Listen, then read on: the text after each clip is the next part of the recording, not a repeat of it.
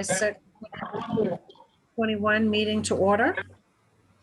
We'll start the meeting with a pledge of allegiance. I pledge allegiance to the flag of the United States of America and to the republic for which it stands, one nation, under God, indivisible, with liberty and justice for all. I'll take a motion to open the meeting. And second? Second. Moved in second. All right, all those in favor? 1, 2, 3, 4, 5. All right, so first up, we have public comment, and that is the portion of the meeting where if there's anyone here who has an issue or something that they'd like to bring to the select board's attention, this is the spot to do it. Is there anyone who has anything that they would like to discuss? All right, seeing none, we'll move right on to old business. So first up is the approval of the June 15, 2021 Select Board meeting minutes. I'll take a motion to open that item. So be it. Second. Moved and seconded. All those in favor? 1, 2, 3, 4, 5. All right, that item is open for discussion. Barbara? I'd just like to clarify that I think Dan was not there. Dan's listed both as absent and present, so he might have had his invisibility cloak on that night. Good catch, Barbara. All right, is there anything else on that one? He came late, didn't he? No. Nope. No, not that evening. That's the night he was in the legislature. Yeah, I was in the legislature. I actually listened in live on the YouTube, but I wasn't present. All right, if there's nothing else. Barbara, what's your pleasure? Yes. Ricky? Yes. Dan? I'll abstain. Dan's abstained, duh. Ernie? Ernie? Yes. Okay, sorry, there's a Yes. delay, I think. Yes. Can you- Okay, so 4 yeses, 1 abstention. All right, next up, we have the approval of the June 21, 2021 meeting minutes. I'll take a motion to open that item. So be it. Second. Moved and seconded. All those in favor? 1, 2, 3, 4. Dan is, yep, 5. Okay. So that is now open for discussion. Look fine.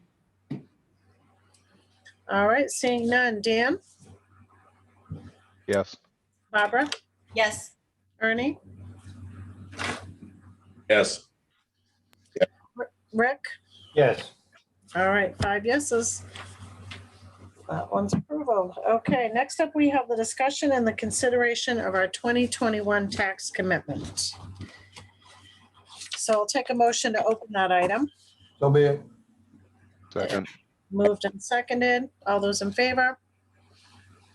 1, 2, 3, 4, 5. All right. Anthony, do you want to lead this? Sure, I'll go through a little bit of the background on this. As you saw in your background memo, the assessor outlined 3 different scenarios for you folks, ranging from a 7-cent tax increase that we create an overlay of $38,000 to a 17-cent increase that would create a low overlay of $95,000.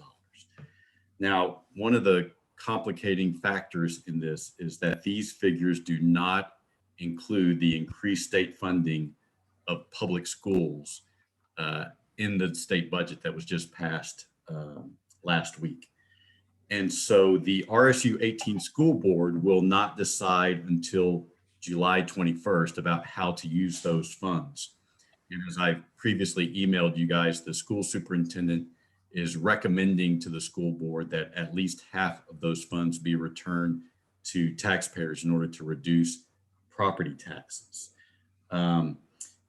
I earlier this afternoon sent you guys an email. Mr. Gartley gave me an update and he was unable to be here this evening, but the governor's budget, the one that the legislature did pass, had language that gives school boards the authority to deal with additional revenue however they see fit, even though budgets have already been approved by the voters.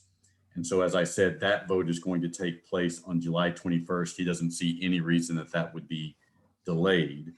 The state's Department of Education is supposed to release new district subsidy statements on Friday. And after that, Mr. Gartley says he'll be able to calculate what amount of money will be coming back to each of the 5 towns.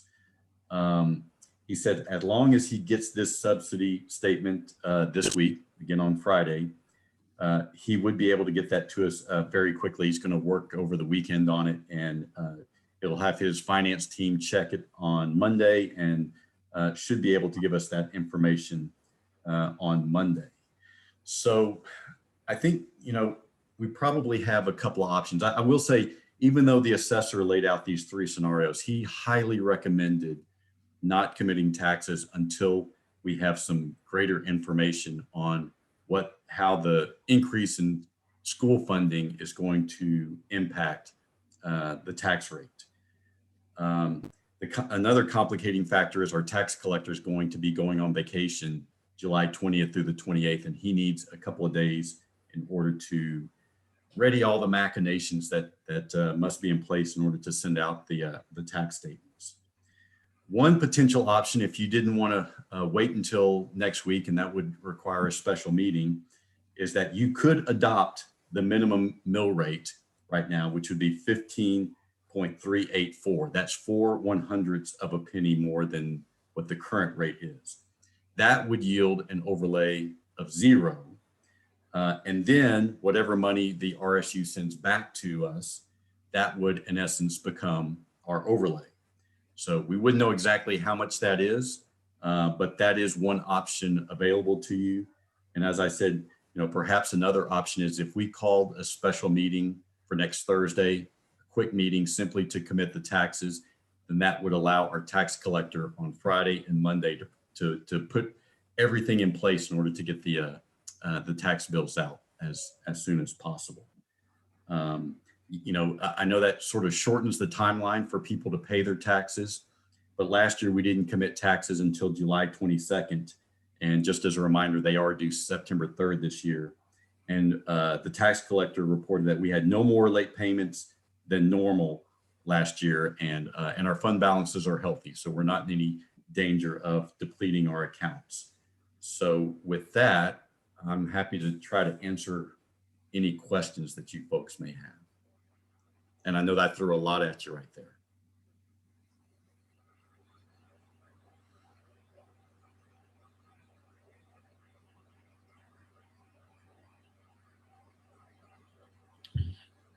I don't have any problem waiting until next Thursday. Yeah, me neither. Real Yeah. numbers to work with. I'm fine with waiting until next Thursday. Okay, so there's 2, Dan. Yep, sounds like a plan to me.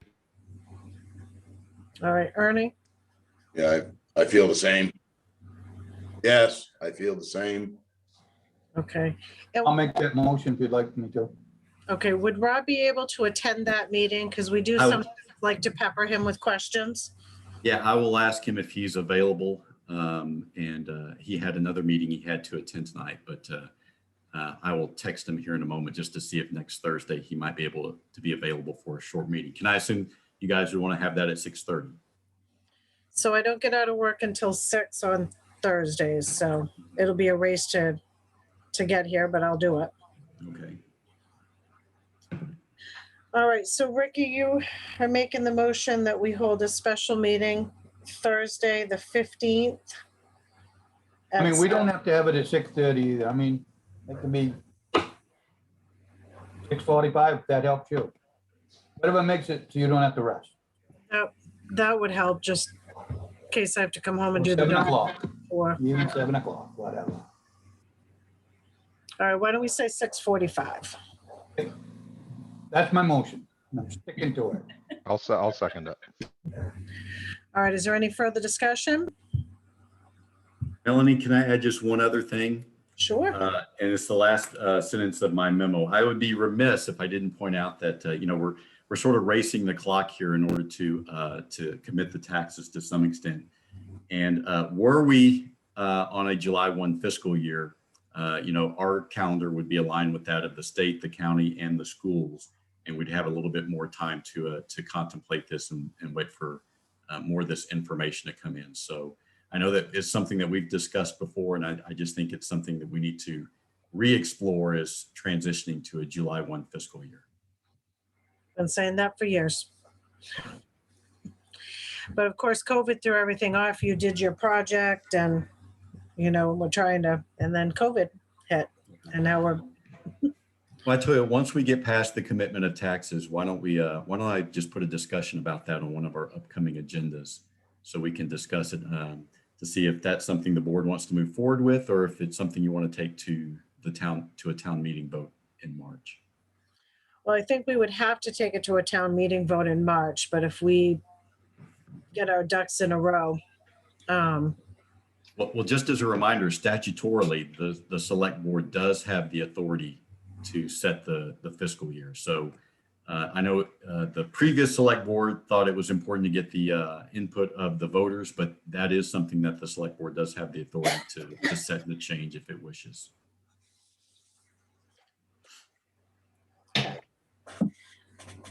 All right, next up, we have the discussion. I'm sorry, I interrupted. We hadn't voted yet. Oh. No, we had not. Sorry. All right, Ernie, Yes. Barbara, Yes. Rick, Yes. Dan. Yes. All right, 5 yeses. All right, next we have the discussion and consideration of additional paving at the transfer station. We'll take a motion to open that item Yeah. and a second. Second. Moved and seconded. All those in favor? 1, 2, 3, 4, 5. Okay, that item is open for discussion. Ken, would you mind leading this one? Sure, why not? You can hear me okay? We can. Okay, when Bono and Sons moved the trailers off of the pad and they started checking the grade, it seemed that we needed to do a little bit of move the paving work a little bit to make the grade correct. But by doing that, another area is that is already compromised is going to start to compromise all the new paving that were done. So I asked them to get us a price on what it would be to redo that other area or do that other area so it's not going to compromise any of the new work being done. And those are the price. You guys got the prices that they came up with. I believe it's I don't have that in front of me. I believe it's $1,600 and some change. Okay. Did anyone else from the board get a chance to go over and take a look at the area in question? Yeah, I did. You did? I did. I did. I did. Okay. I did. You didn't, Dan? No. So can you describe so that Dan knows like exactly where this is and what? Well, I saw some pictures that somebody had sent out, so. Yeah, I said those. It's between the recycle center and where the containers are, where the new pad was just poured.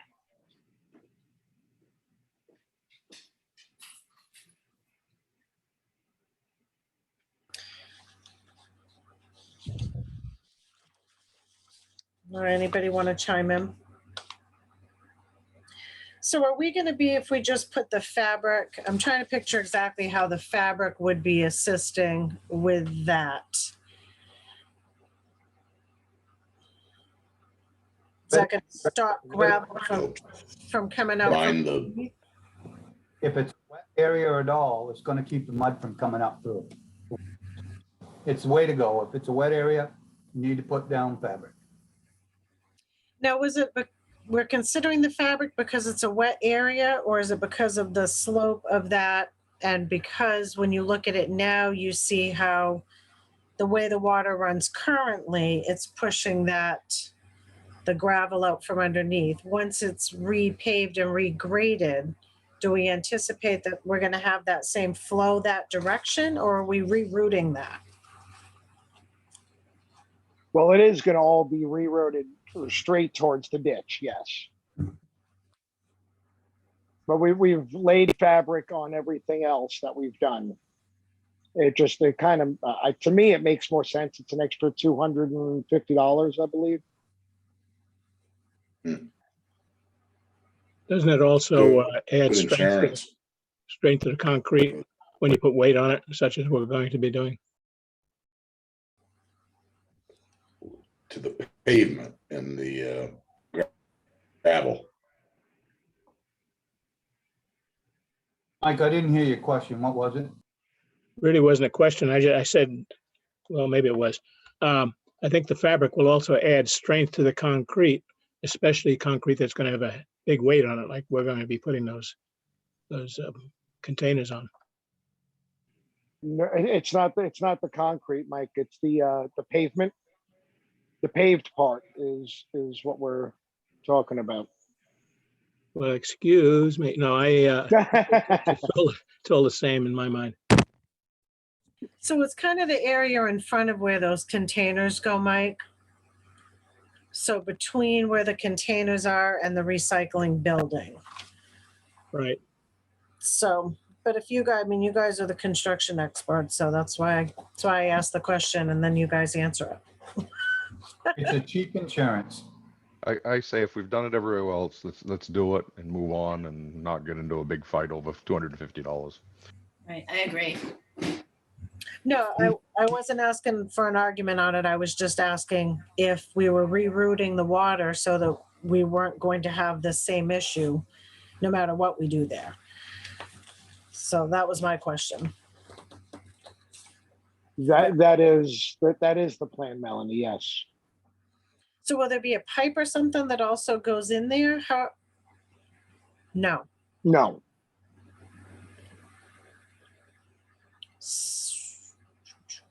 Okay. Or I'm sure it just pitches the water in a different direction. All right, and then are we comfortable taking that out of the capital reserve account?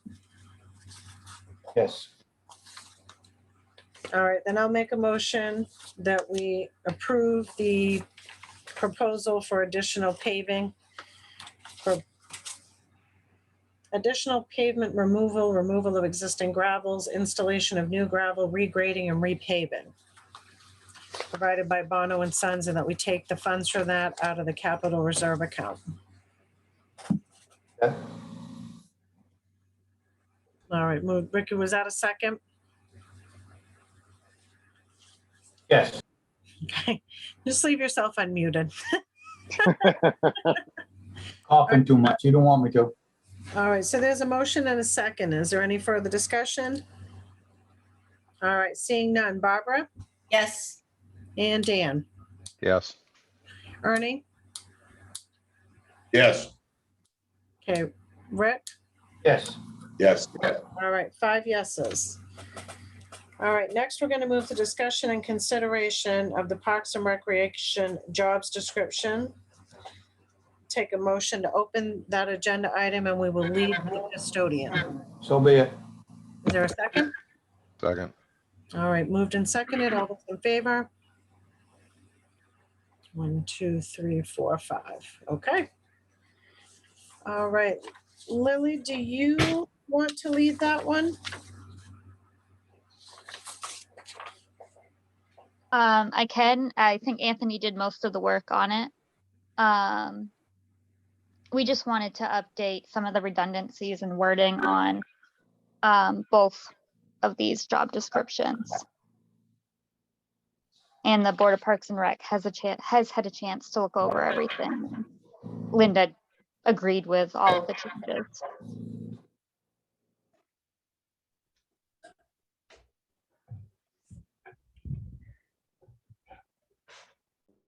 All right, so the only thing, Lily, that kind of jumped out to me was on page 2. And I probably this should have popped up before, but when we get down to the part about guide any camper with behavior, attitude, or emotional problems, having taught children and worked with kids for a number of years, is it possible that we change the word problems to concerns? I would hate for any child to kind of have that label. Yeah, that would be fine. And then I would say, following that, referring any serious issues to the camp director. Yep. Is that doable? Thank That you. is. All right. Did anybody else have anything? All right, seeing none, I'll take a motion to approve the updated Town of Belgrade Camp Counselor job description. So moved. I'll second it. Moved and seconded. Any further discussion? All right, Ernie, Yes, Rick, Yes, Dan, yes. Yes, Barbara? Yes.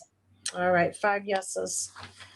Okay, next we have sorry, I just flip-flopped that. So next we have custodian. And that item. All right. I'll take a motion to open that one so be it. and a second. second. All right, all those in favor? 1, 2, 3, 4. Where did Dan just go? Oh, there you go, 5. Thank you. My thing's all bobbled up again. All right, so that is open for discussion.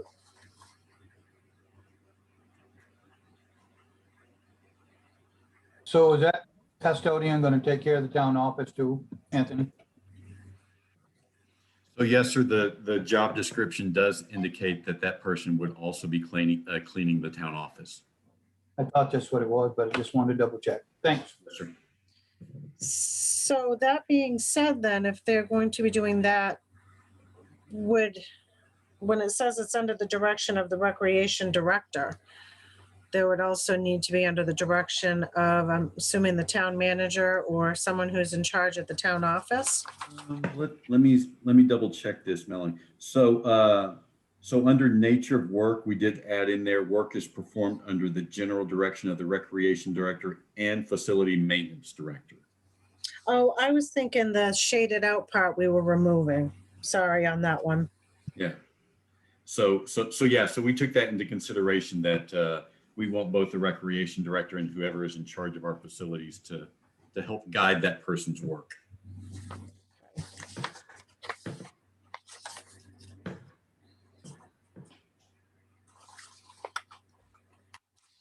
All right, any more discussion? Good. All right, seeing none, I will take a motion to approve the updated Town of Belgrade custodian job description. I'll make that motion.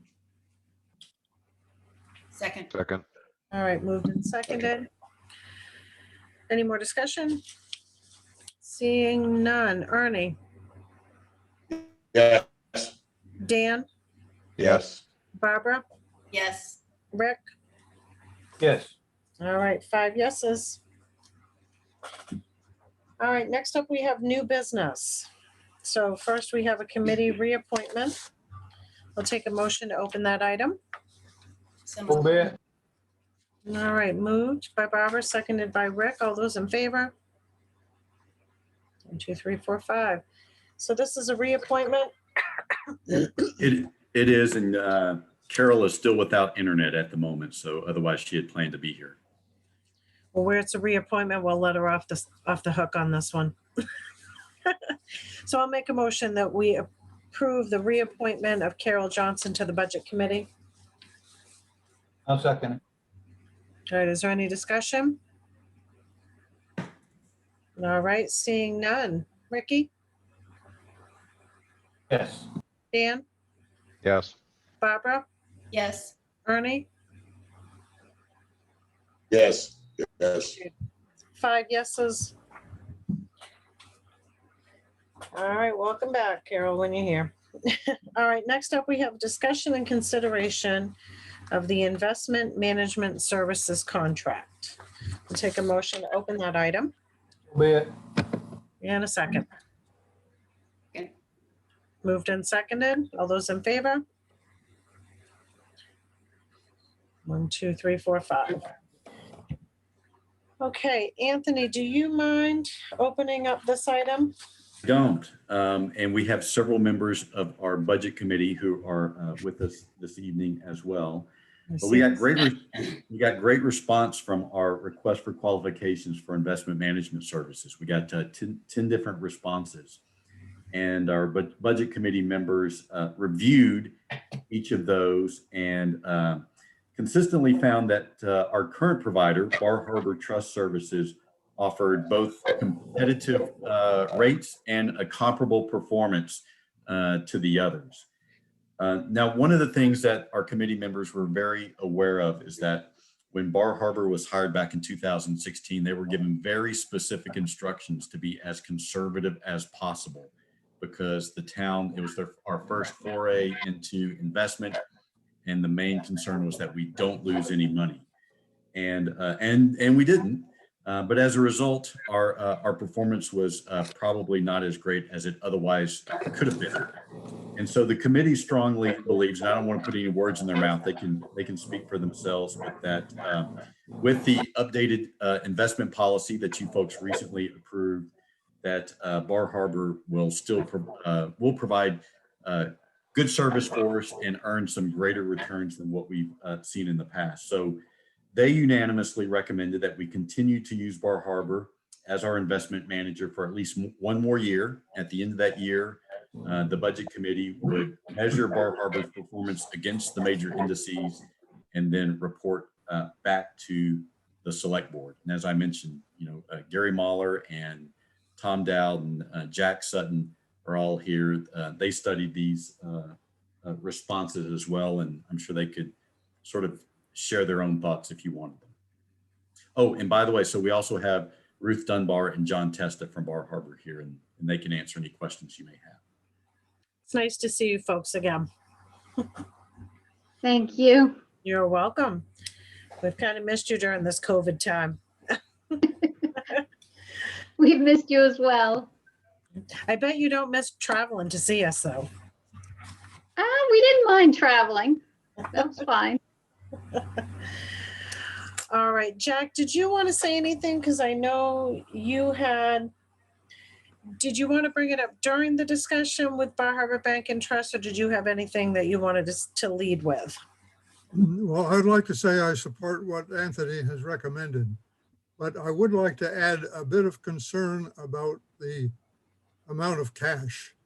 The latest statement that was that accompanied the agenda for this meeting showed, I think, 10.2% of the fund, the total fund, which is approaching $1.5 million now, 10% of that in cash. But the policy that was adopted at the end of March called for a target of 2%. Now that 8% difference is roughly $120,000 on which the town isn't making any money at all. And I think that that high cash position tends to support the idea that we're a bit below performance of benchmarks. I would like to stress the importance of keeping the money fully invested as possible, even with conservative things like the treasury bonds or very high grade corporate bonds, to keep the money working and keep some money coming in, because there are thousands of dollars involved in potential income to it. That's all I wanted to say. Thank you, Jack. Gary, did you have anything? No, I would say that Tom Dowd has a lot of information or a lot of knowledge on this subject. He was sort of led us through this process. So maybe Tom has something to say that's more pertinent than anything I have to say. All right, Tom, I was going to give you the floor next, but you got the floor now.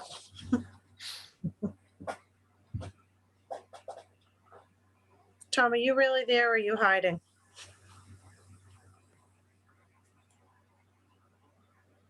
I'm here.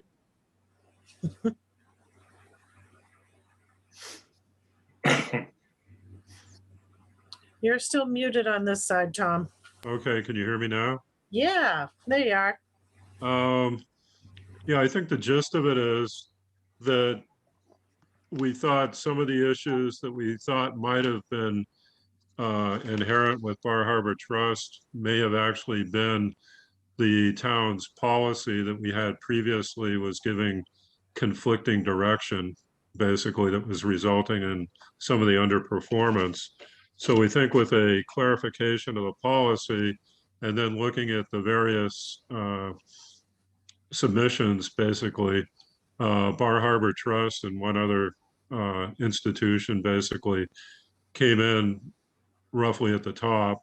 So in that case, I think the feeling is to continue, as we've been saying, another year with Bar Harbor Trust and see how things go. I think Jack does raise a legitimate concern, though. Okay. All right, so Ruth or John, which one of you would like to lead? Well, I'll start out with Jack's concern with a portion of the cash. So one of our instructions was that on an annual basis, we would reinvest 10% of the income, and 90% of the income was to be made available to the town. And so a large portion of the cash that we're holding are funds that we can distribute according to that rule to the town, but it hasn't been requested by the town. So when we run the numbers over the income since 2017, we're still holding $73,622.65 that we can distribute, if it's requested. So that's money that we don't consider when we're managing these investments, because it's that 90% that can be distributed of the annual income. And maybe the thing to do is to set it up so that it automatically comes out if that's what you'd like. I think that's a good idea, Ruth. I was unaware of that situation, and so I'll talk with our treasurer about it tomorrow. But I think if we had a system where that 90% of the earnings came back to the town just sort of automatically, I think that would be helpful. Okay. All right. So I'll wait to hear from you on that, Anthony, whether, if you want us to set that up. We do the calculations generally in January. Right. We could do the distribution then. But as I said, right now we have over 73,000 that we can distribute. Okay. Well, I will call you tomorrow and we can discuss how we want to set up that mechanism. Okay. All right. And John, do you want to speak to the rest of the cash? Hold on. Yeah. Hold on just a moment, John. I think Jack had something he wanted to pipe in on that one for. Isn't our policy that if the money isn't requested during the first quarter or wherever, that money stays in the fund? It's not accumulated from one year to the next for individual recipients, is it? I thought, I'm sorry, 90% of it, 10% stays in the fund anyway. That's right. It simply revert to the fund and stay in the fund if it's not requested, or if the full amount available is not requested during the first quarter of the year. I believe that was the way it was set up originally, Jack.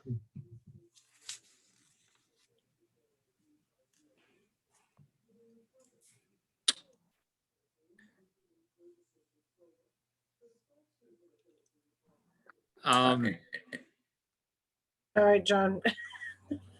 Can you help to clarify any of that, John?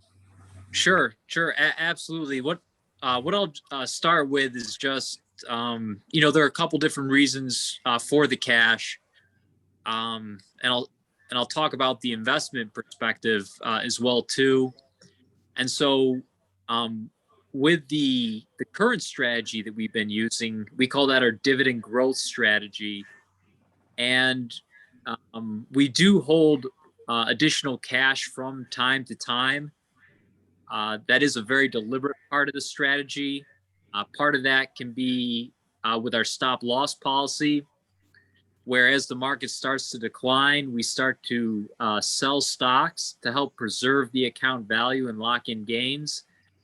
So that is a specific part of the strategy to accumulate cash, especially in a declining market environment. Another reason why we might hold cash as well is because on the fixed income side, individual bonds will mature from time to time. And as that bond matures, we get a chunk of cash.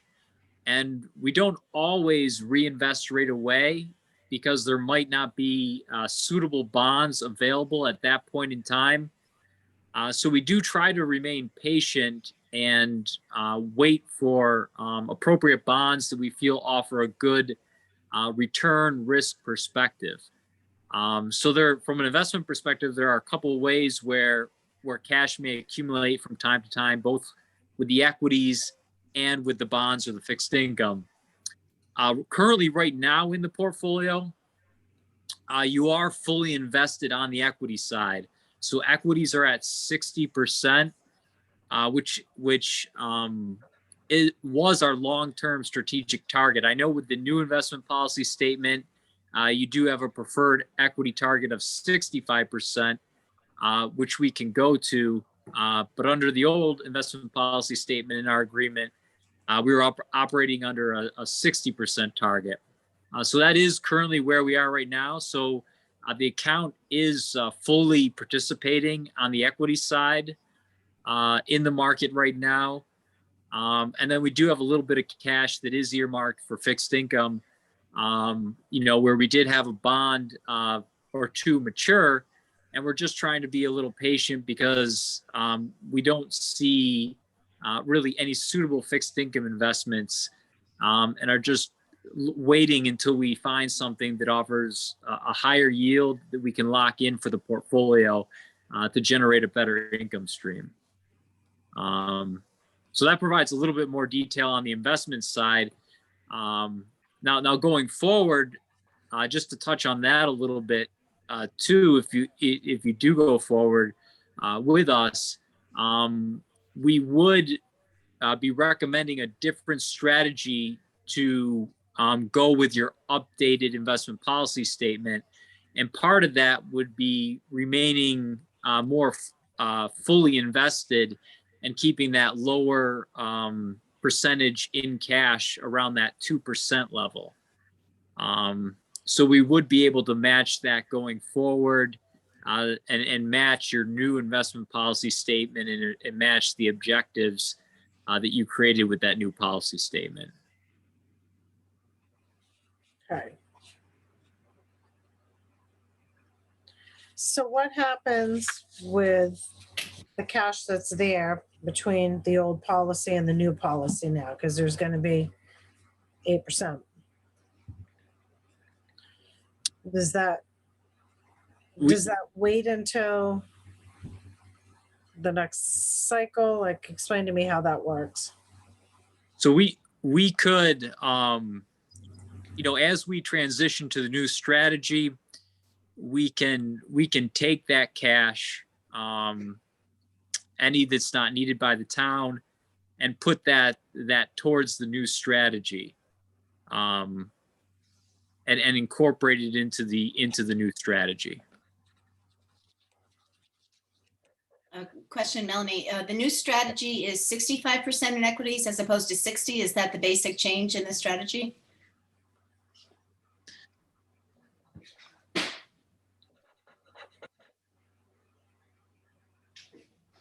So Barbara,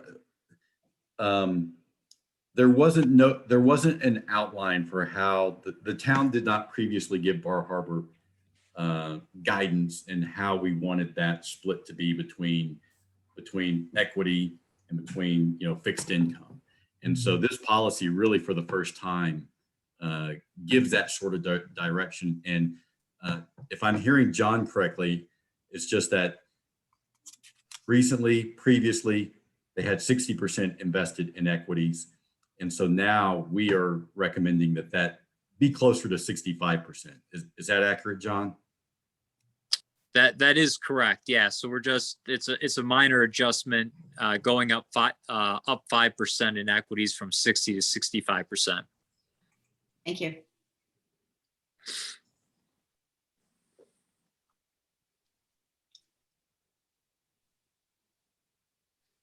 So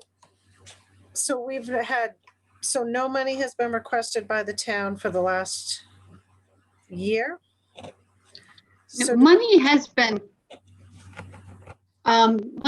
been requested, so it isn't as if it hasn't been requested.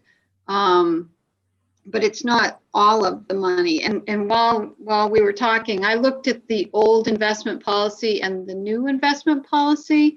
And the new investment policy does talk about this. The old investment policy, it didn't have anything in it about if it isn't used within the first quarter that we reinvest it. So we've just been holding it. But I keep a spreadsheet that tells me every year how much income is earned, what the 10% of that is, what the 90% of that is, and how much has been distributed. So, in 2018, 14,000 was distributed. I could have distributed 30. In 2019, almost 32,000 was distributed. We could have distributed 40.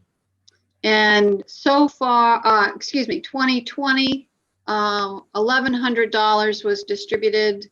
There was 26,700 available. So if we look cumulatively, it brings us to that $73,000 that hasn't been distributed over that 4-year period. So Ruth, well, and I guess I'm curious here with the town, have we not requested the money because something has fallen out in our policy with the changing of treasurers and that? Do we feel like we just missed it? I think you're probably right about that, Melanie, and I made a note to myself. I mean, it's one thing I want to talk with our current treasurer about tomorrow morning, and possibly get him and Ruth and John just on a Zoom call together, so we can have a meeting of the minds and determine how we're going to ensure moving forward that those funds automatically come to the town as we've budgeted them, without us necessarily having to request it in increments. Melanie, may I ask why the auditor didn't catch on to this? I'm kind of puzzled how there's so much more money that nobody even knew what was earned. So we get the auditor's report every year, and it showed, don't quote me on this, but I think it was $16,000 for 2020. But there's actually more than that. So I just don't understand why the auditor isn't catching us also. And I cannot answer that question, Bruce. I would have to speak with the auditor about that. That's up to Melanie, but I think we should have clarification on that. Yeah, and if is that something, and let's ask. And I guess we need to tighten up some of those pieces, because then if it's less money that we have to budget with the overall budget, because there's the availability of funds from our investments, then we should be utilizing that towards the budget. And so what I suspect happens is we do budget 90% of the earnings as part of the the annual warrant. And so, but it's just, and so instead of maybe necessarily getting that money from Bar Harbor, we've been dipping into our fund balance in order to make up that difference. And I suspect that is what has happened. And like I said, I think it's just a matter of creating a mechanism where it's automatic that those funds automatically come to the town once they are budgeted and approved by the voters, obviously. Does anybody else want to weigh in? Yes, if I may. Yes, please. That's not quite the way I recall the policy that was set up. The policy that I recall set up was that during the first quarter of the year or sometime early in the year, the town would tell the designated recipients of each one of the portions of the fund how much was available based on 90% of their share of the fund earnings for the previous year, a known quantity. They could request up to that amount. If they didn't request that amount, they would get what they requested. If they didn't request anything, they wouldn't get anything, and it would just stay within the fund. It wouldn't revert to the town in total to be used for other purposes. It would stay in the fund, in the Unified Investment Trust Fund. That was my recollection. And I can speak to the first part of that, Jack, is we do let the recipients know how much is available because I remember this year we were still waiting on some figures from Bar Harbor, and Belgrade Central School was already asking how much was going to be available for them to budget. And again, we also have those discussions with the cemetery committee as well. And so we do make them aware of how much is available. I actually think, again, it looks like it's a failing on our part to request those funds in total during the first quarter of the year. Why would the town request those funds in total if the recipients of the fund to be used for the fund purposes don't request it? That's what I'm saying. They have, Jack. Is Belgrade Central School at the very beginning of the year is asking me shortly after January 1st how much money they're going to have available for the different needs that they have at the school. And we talk with the cemetery committee as well about how much is available in interest earnings for the cemetery operation. And so they are actively involved in knowing how much is available to them. I guess what I'm getting at from being on the cemetery committee, now on the budget committee, is we're not notified that there's X amount of dollars. We're notified there's X amount of dollars, and that's what we budgeted on, that X amount of dollars. Why aren't we finding out there's this amount of money? That's where I'm getting at is I don't understand why we're not getting the full report. Bruce, when Ruth sends us the interest earnings for the year, I take those numbers, I multiply them by 90%, and that's the numbers I report both to the cemetery committee and to Belgrade Central School, and that's in keeping with the policy that says that 90% of the earnings will be spent for those purposes. So why do we have a accumulated amount there? I guess that's my question. I don't understand how we can have accumulated amount if we're getting them figures every year. I know the cemetery spends it on their to offset their budget every year. Because there are two processes. One process is the budgeting of the money. The second process is requesting delivery of the money from Bar Harbor. So you think it's been missed on getting the asking for the delivery? That's what I suspect. So, okay, I know. If I may, Melanie? Yeah. So if that's the case, so if we haven't been asking for delivery from Bar Harbor, how are we making up that money? Keep in mind, Bruce, we don't keep separate accounts for each of those revenue sources. They all go into our operating accounts. And so we have enough cash in those operating accounts to cover the amounts that Ruth has talked about in total. And so if anything, it's just that our our fund balance may be short by $73,000. Okay, so that's something the auditor should be catching. I I'm mean, not, yeah, I'm not this is just, what I'm getting at. It's not $2 or $3. It's $73,000. It's a huge mistake. Somebody should have caught it. I know it's, it's not you, it's not Nick. We have an auditor we pay big money for every year. Why? yeah, I can't speak for the auditor.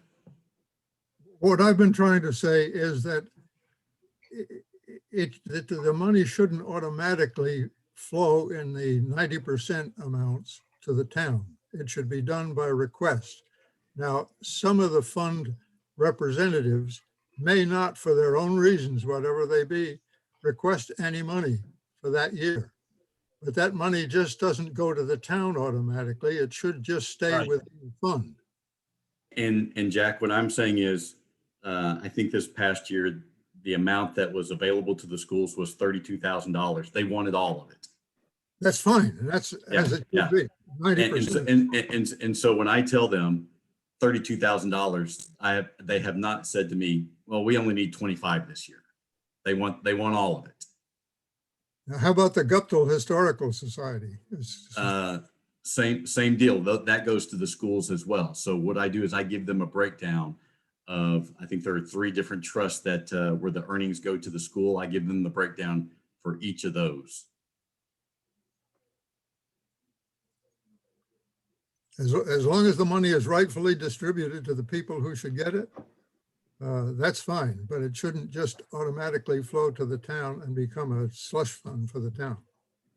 No, please don't use that term. There's no slush fund involved here.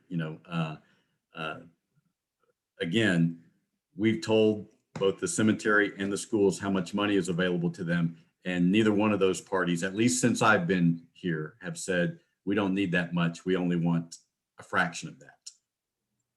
But to clarify, if we're not dispersing the funds from Bar Harbor Trust, we're essentially telling the recipients, this is how much we're going to give you. We give them the money, and it's not being funded through Bar Harbor Trust. It's basically coming from the taxpayer. It is, that's correct, Tom. But I think that and again, I'll talk with Ruth about it. I'll talk with our auditor about it. But if we take possession of whatever has been budgeted, but not requested, then I think the taxpayers are made whole. Well, I don't love that idea either. I think what Jack is saying is that if it isn't requested, it doesn't get dispersed. It stays there for reinvestment. But I think the request that Jack is referring to is the request from the ultimate recipients, not from the town. Correct? Am I right about that, Jack? So what you're referring to the schools in the cemetery versus. What I'm referring to is the money that is requested within the limits that they're given for the earnings for the previous year. Right, but when you're talking about requests, I want to be clear about this. You're talking about requests from the school and the cemetery. I'm talking about every one of the recipients of the. Those are the recipients, the schools and the cemetery. We have had some years that the school hasn't used all that money. Yeah, and I don't know. And it's supposed to stay in the fund then. It just stays in the fund. Yeah, but I don't know. And maybe this is a discussion for another time, because I think we're off track from investment management services at this point. But I don't know. I would have to think about a mechanism for ensuring that if they request $32,000, they spend all $32,000. What they do with it once they request it is their own business. Okay, well, I think that's the question that Dan just raised. Because I think what generally happens is like the Don C. Stevens Trust. That's just the one that pops into my head. So then I think what happens with that is their 90% say is 32,000. So generally, it used to be Pam Prescott was the overseer of the Don C. Stevens Fund for Belgrade Central School. So then each teacher who had a special project or a request would come to Pam Prescott. They would put their request in writing, and then they would request from the town the release of those funds from that trust account for that. But have we, So I would, and again, I'd have to talk with the treasurer about this. I don't know if as they request the funds for a specific project, the things that you see on your warrant during a regular meeting, I don't know if those are released as they are requested, or if they request $32,000 as part of our budget, that at some point we send them $32,000. No, we don't. No, in fact, I know that we don't, because otherwise we wouldn't have those items on the warrant. right, because it seems to me, and you know, and I'm not as investment savvy as some of you are, but when there's, let's just use 32,000. So then our treasurer has in the Don C. Stevens Trust account 32,000 that is available to the instructors at Belgrade Central School. So then the request comes in and that money comes out of that account. So I think the piece that's missing is that the town requests those monies be released from Bar Harbor Trust to go into the accounts to be tapped into by each institution. Is that, am I correct there? Yeah, I don't know. It's something I really need to just sit down and have a discussion with Nick and with. Well, Ruth and I with would Tom. also, I would have Mary there as well, because we do have, Mary was the transition treasurer. And can you help here at all, Mary? So Melanie, when I got there, this is how it was being handled, is that every 3 months, the Don C. Stevens would bring in their monthly requests. And then every 3 months, from the history that I could see, the Don C. Stevens would submit their 3 months, and then I would take that 3 months worth of submissions and I would request it from Bar Harbor to be transferred into Androscoggin, our Androscoggin account. So we were always replenishing it there. So I think maybe just, you know, that just needs to be, make sure that that process needs to continue. So those funds are being replenished into our account as they're being used. At the end of the year for the cemetery committee, there's a due to, due from account that is used to replenish the funds that were used for the cemetery. So it's just, yeah, I think we could just have a quick discussion. It's simple and it can be an easy fix. And I think maybe just, you know, the person that's there now just didn't know that those requests have to be put into Bar Harbor Trust. And I used to send them to Ruth and Ruth would verify it and then she'd disperse the funds to us. Okay, so it doesn't have to be done right at the beginning of the year. It's done over No. the course of the year. No, and that's when I went back, I looked at the history for 2 years and that's how it was being accounted for by the former treasurer. Like every 3 months, those amounts were being totaled up and requested from Bar Harbor. So what happens if, say, the request for the last quarter exceeds what was available? So it can exceed what's available. And I will be honest, the Don C. Stevens, Laura Dunbar, has been very, very good about staying within her budget. So she's never exceeded her amounts. Yeah, I mean, I remember back, we had this once before that at the end of the year, some of the projects that they wanted to do couldn't happen for one reason or another. Right. And the way Jack was remembering it was if there money wasn't spent that year, whatever was left was reinvested into the account. They didn't get it the following year as an additional amount. Right. Okay, Tom, you had your hand up. Yeah, I think what we're all getting at is the process would have worked, let's say in a pandemic year, if you've got 30,000 available to spend, but you don't spend any of it, let's say because of the pandemic, the money just stays with Bar Harbor and gets reinvested. It doesn't come over to the town and basically come out of the investment account. So I think that the process would work fine. All right. Can we beat that one to death anymore?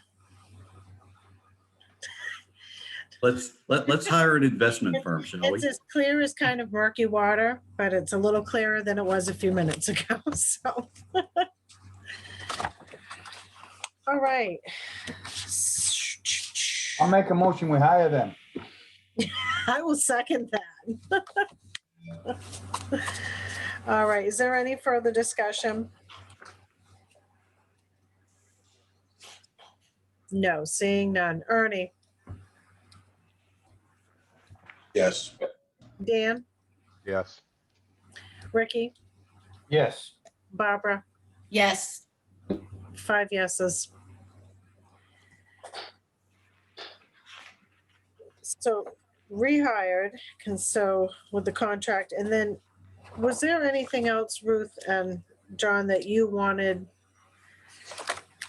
to touch base on? Anything else you wanted to present this evening?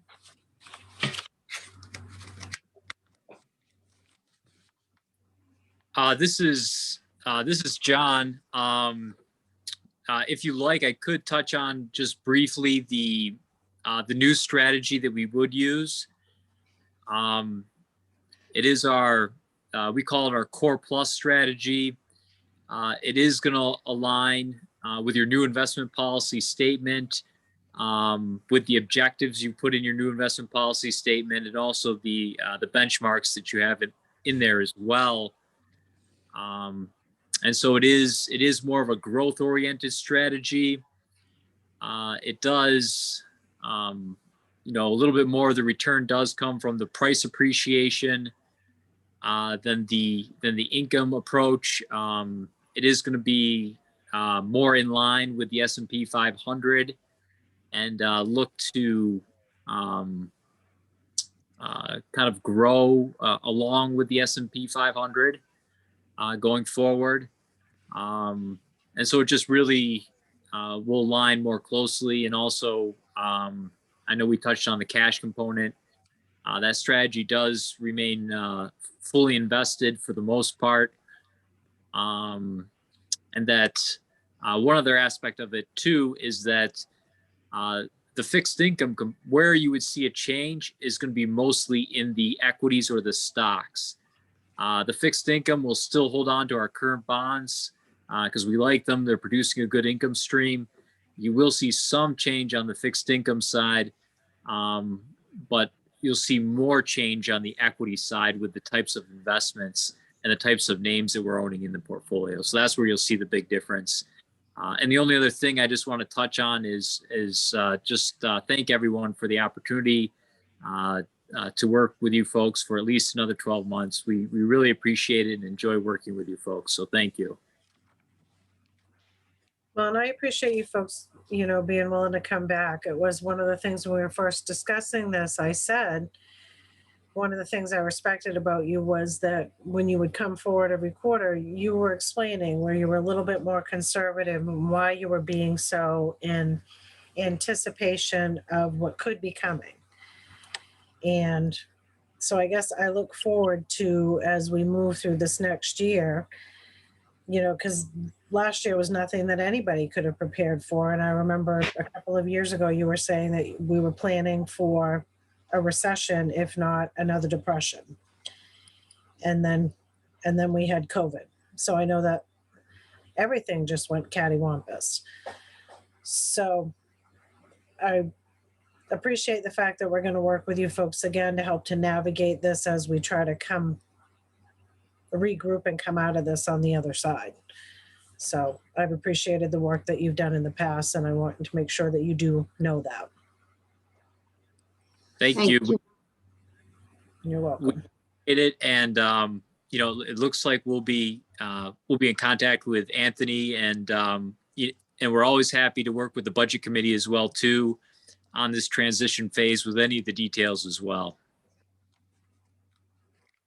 Appreciate that. Does anyone have any questions that they'd like answered before we set them free? All right, seeing none, thank you folks for being here Yeah, Thank you. having us. and welcome back. Yeah. Okay. Have, Thank you. Have a good night. You too. Thank you. All right, so next up, we have the discussion and consideration of issues related to remote meetings. So I'll take a motion to open that agenda item. So moved. Second. Moved and seconded. All those in favor? 1, 2, 3, 4, 5. Okay, Anthony, do you want to rock this one?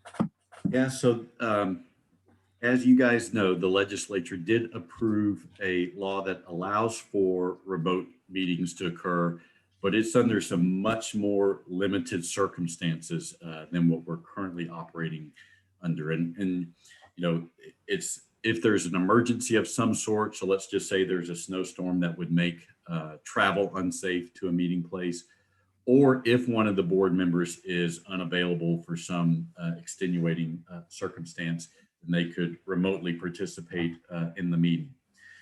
So starting next month in August, we must meet in person. And if we want to have the opportunity to have remote meetings or remote participation by the decision makers, and those would be members of the select board or any of our boards or committees, we have to adopt a policy outlining when and how we would have remote meetings. And prior to adopting that policy, we must have a public hearing. So I previously emailed to you, but I did not include it in my in the packet. I noticed a sample policy from the MMA, and if it's helpful, I'd be happy to share my screen to show that to you guys. But it covers all the basics of the law, and I wanted, if you guys wanted any changes, to propose any changes to that, we could incorporate those changes, and then we could have our public hearing on July the 20th. So that's sort of issue number one on the remote meeting. And then when we're through discussing that, we need to talk about the technology that would be involved with having hybrid meetings by which our citizens could participate remotely. All right, so it would be helpful if you did the screen share, Okay. please. Okay, so you guys can see that all right? Not yet. Okay, now we can.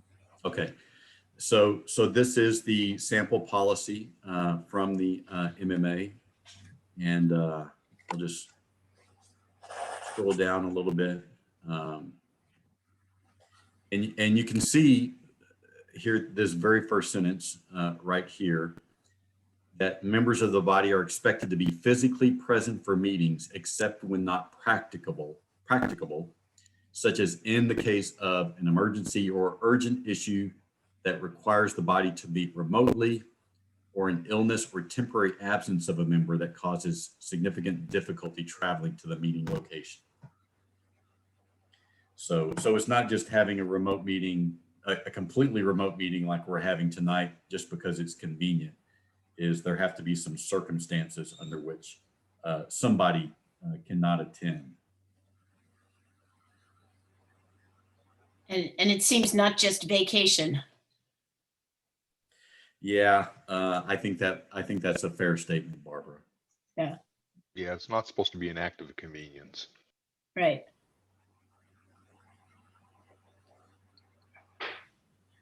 So, and so some of this, I will say that we are already doing. The public will be provided, and I'm skipping down here to this sentence or this paragraph right here. The public will be providing a meaningful opportunity to attend remotely when members of the body participate remotely, and we'll talk about the technology that would be involved in that. I mean, obviously that's something that we currently do. Let's see.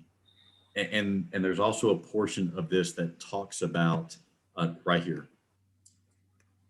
And we are currently doing this as well. The body will make all documents and materials to be considered by the body available electronically or otherwise to the public who attend remotely, to the same extent customarily available to the public who attend in person, provided no additional cost are incurred by the body. So, you know, we're currently doing that by posting all of our background materials on our website. So they are readily available to anybody who wishes to access them, particularly those who are participating remotely, because if they're participating remotely, they obviously have internet access. And then, you know, this is a continuation of the current practice is that your votes would have to be by roll call so that they can be seen and heard if using some sort of technology. And that's pretty much it. So I do like, it looks like it was updated a little bit, because when they first put this policy out, one of the things in it said that materials would not be provided. I forget what the terminology was, but essentially, like if you didn't have them electronically or previous to the meeting, that you were not going to be given a packet last minute.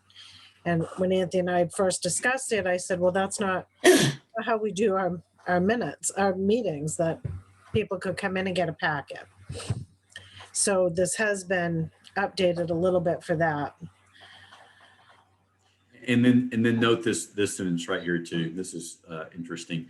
The body will not restrict public attendance to remote methods except in the case of an emergency or urgent issue. So in other words, if we're having a meeting, we can't just have a meeting and the public can only access it remotely. They have to be able to come and attend, unless there's a snowstorm and we all just decide that, you know, because of the snowstorm, instead of postponing the meeting, we're going to go ahead and meet tonight, but it's all going to be via Zoom.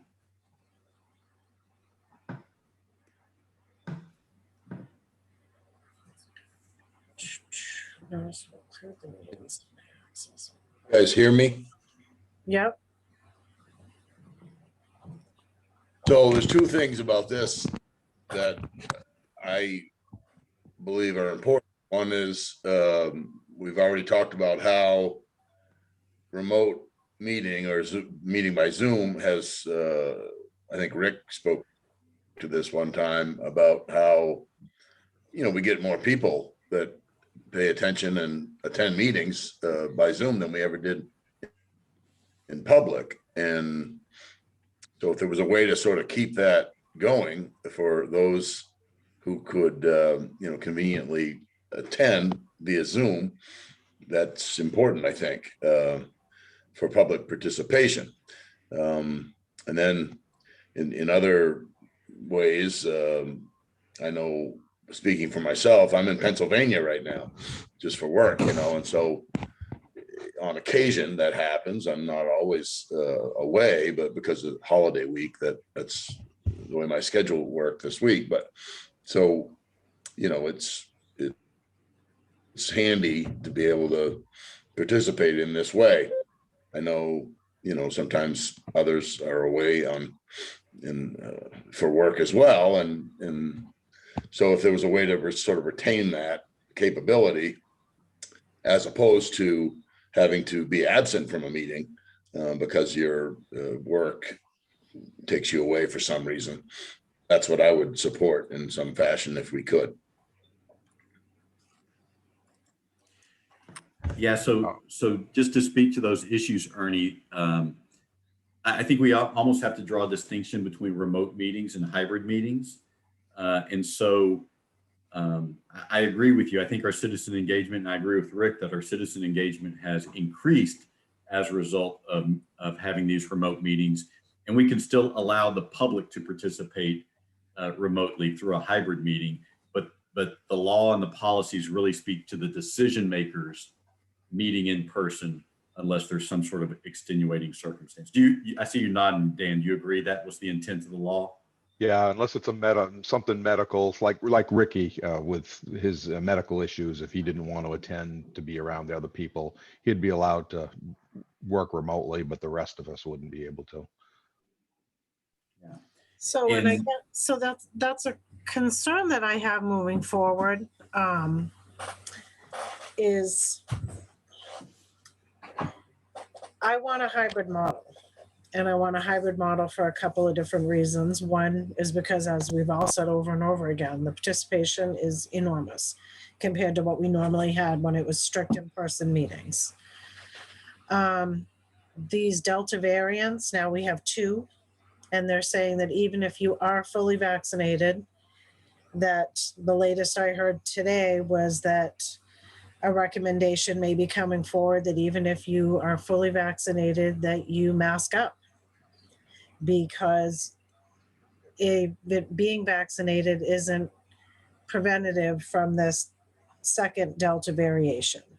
And that one of the things I heard today was that there was a contact with a less than 5-second passing of 2 people with no physical contact.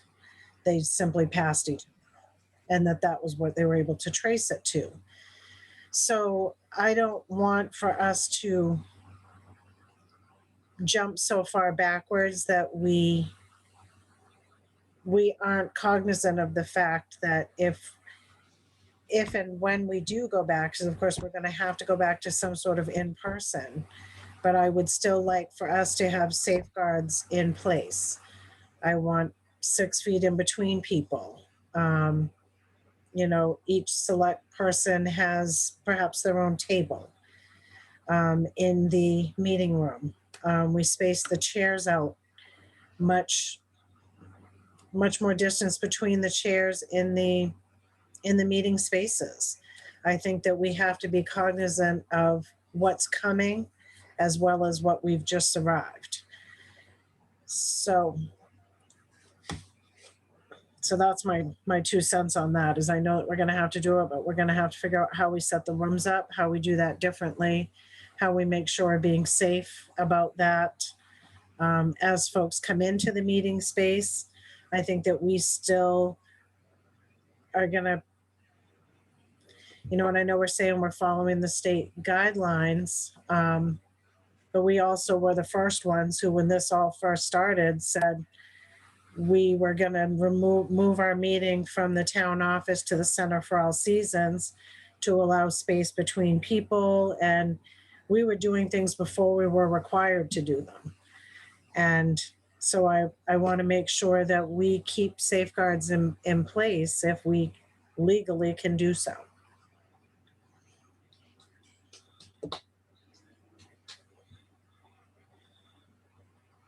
Anybody else have any thoughts? I can only see a couple of us over here with the sharing of the screen, so.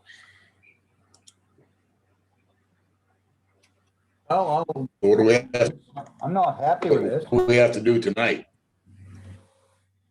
Well, we have to have a policy established because we have to have So, a public hearing on this at our next meeting. yeah, so I think, Ernie, what I'm looking for tonight is if you guys want any changes to this MMA template policy, let me know so that I can incorporate that so we can have a public hearing on this, as Melanie said, at our next meeting. So that's the first thing to decide. And then we need to talk about, you know, the technology and the cost of the technology for allowing for a hybrid meeting. So those are really the sort of the 2 decision points tonight.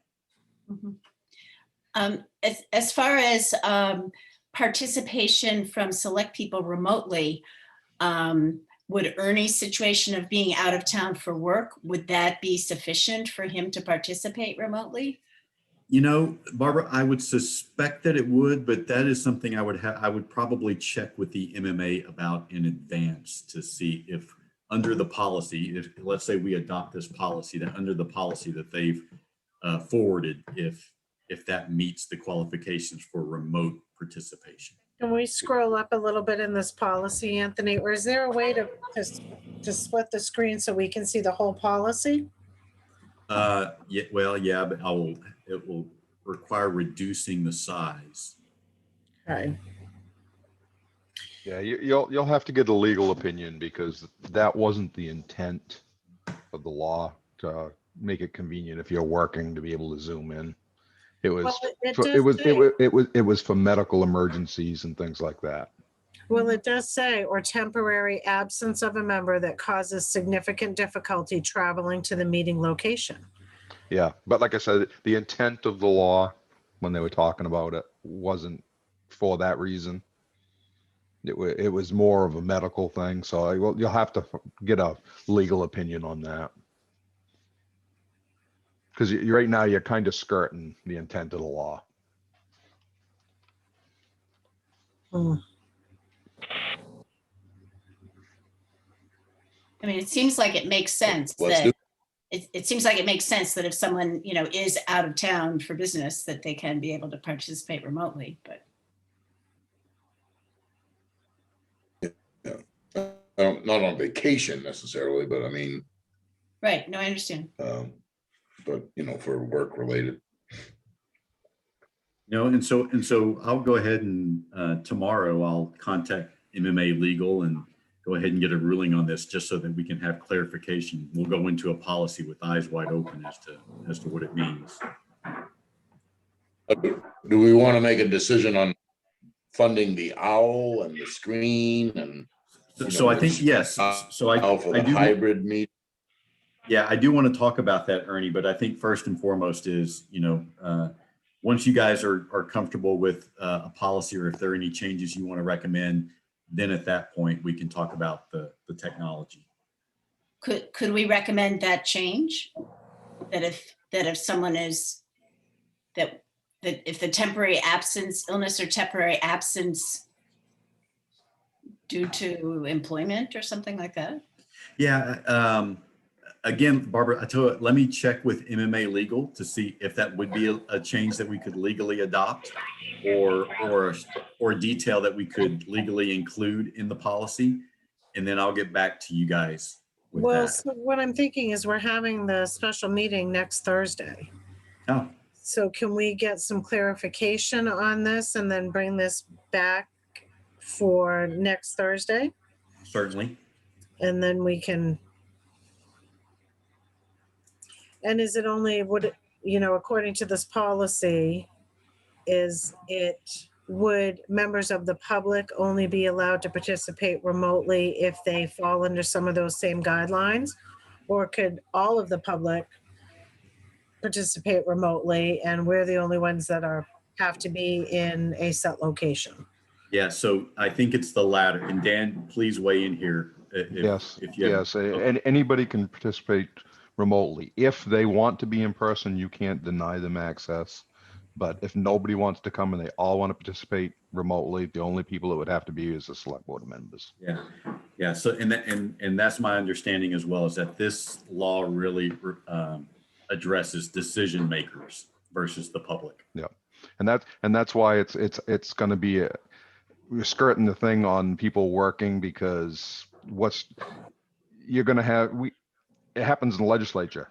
We've got one person in the legislature that came to committee, even on Zoom, twice, and was only in session to vote on stuff for 3 times, just because they were working.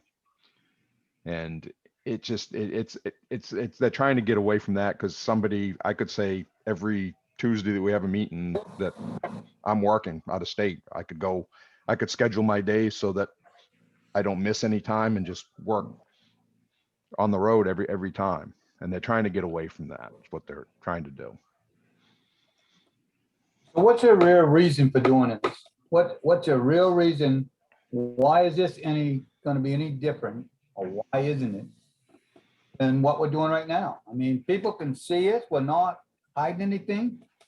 And we got way more participation on this than we ever did it in the board meetings, unless it was something crazy. Oh, and I agree. I mean, you This is do have a lot ridiculous. more participation, but it's just the way the government seems to think they have to work, is everything has to be done for the people that are elected officials, has to be done in person. I'm not really sure why. So Yeah, but we're the ones who would be in person. The other people, the citizenry can still zoom in via the hybrid technology. We're just the ones who have to be there. Correct. Okay.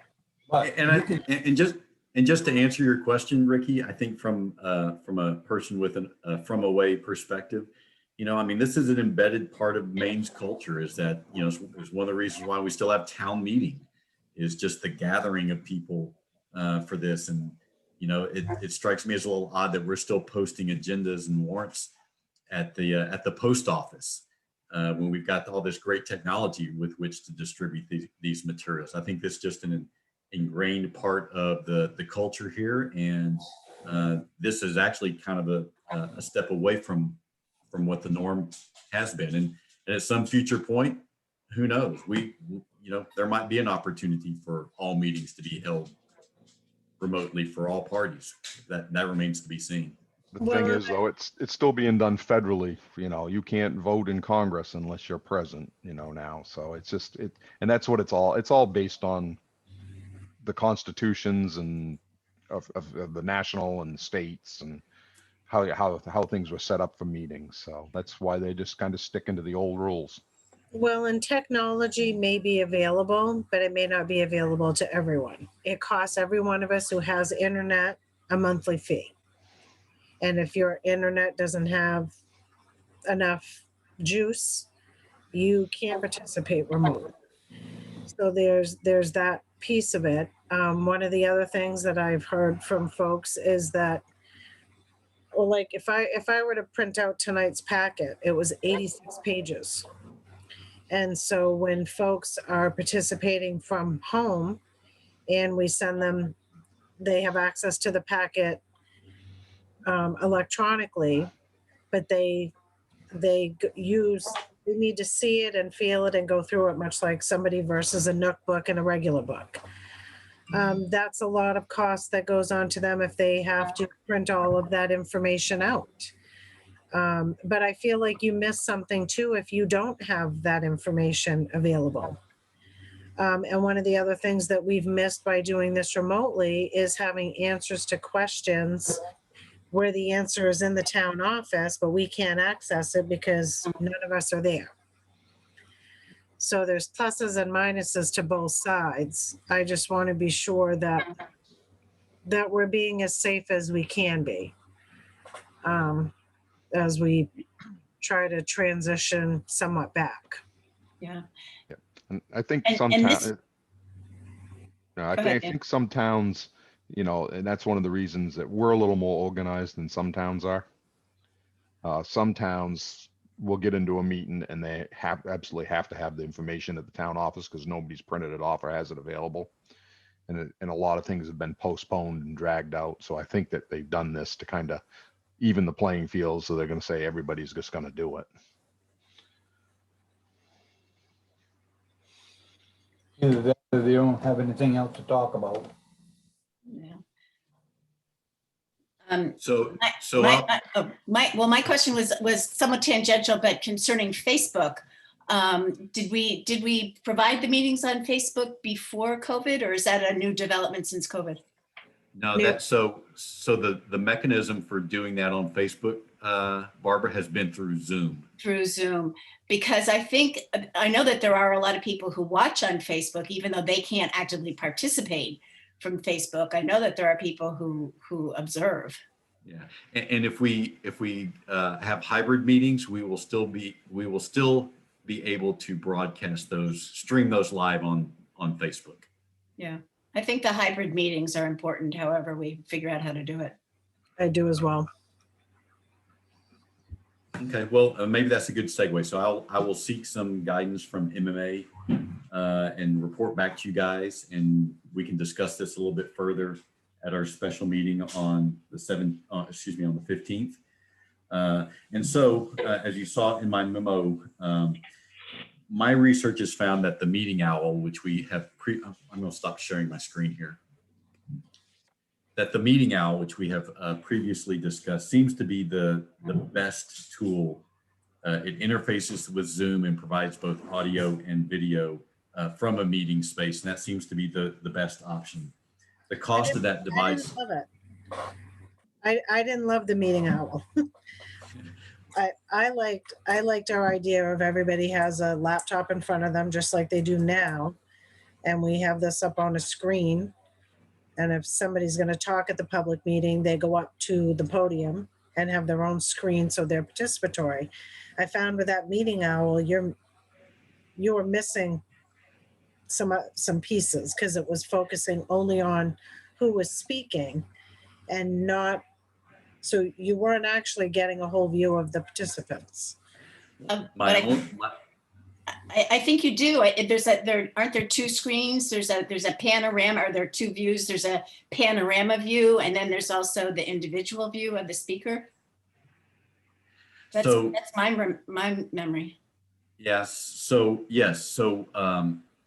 what happens is, you're right, there is a panoramic view. And then if someone is participating remotely, when they speak, then up on the screen, their picture pops up. So you can see who is speaking remotely. Melanie, my only concern with that, and you know, that was my initial thought, is everyone would have a laptop. And I think Dan spoke to this at one of our previous meetings, is just the possibility of there being interference between those laptops being rather close together. So, and Dan, you may need to speak to that again. Yeah, I mean, if you're gonna all have laptops, everybody's gonna have to have earbuds and headsets, because you can't have your voice on. With the person next to you, you're gonna get feedback between all the people around you. And even when we were doing all the computers in our committee rooms over at the state, I'd be listening to the person next to me speak, and there was a delay. So you're hearing them, and then it comes onto the computer, and it kind of gets you messed up. It kind of preoccupies you a little bit. Okay. I just hate to see us invest in. It's also the cost involved. Like our speaker Owl system. seemed to make the most money, but that was my point, I guess. Yeah. Well, and you know, as I said here in this memo, the meeting owl is about $1,000, but then we would additionally, and that interfaces with Zoom, and additionally, we would need a big screen in the meeting room by which the people who are in the meeting room could see the remote participants. And we could see what our remote participants were seeing on the screen as well.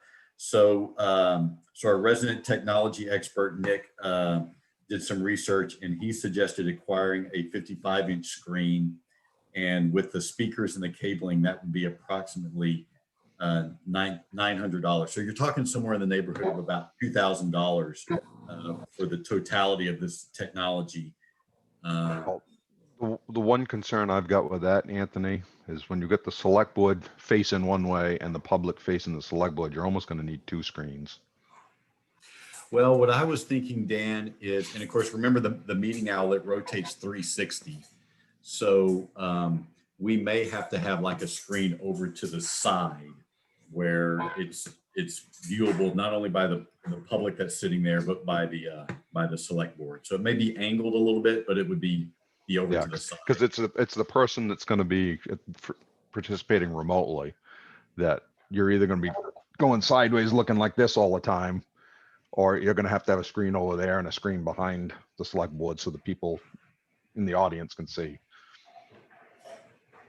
Now, do we have enough space on the long side of the meeting room currently to space the select board?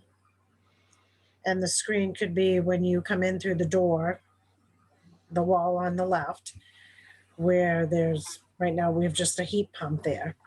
So then the board is facing that, and instead of having the meetings aimed towards that end of the room, have it be in the middle?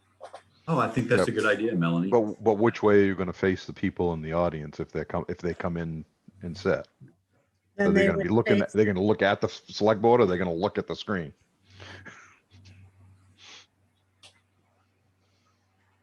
Yeah, That's my problem. We could read Unless chairs everybody's so trying to they're sit maybe sideways, angled. it's right.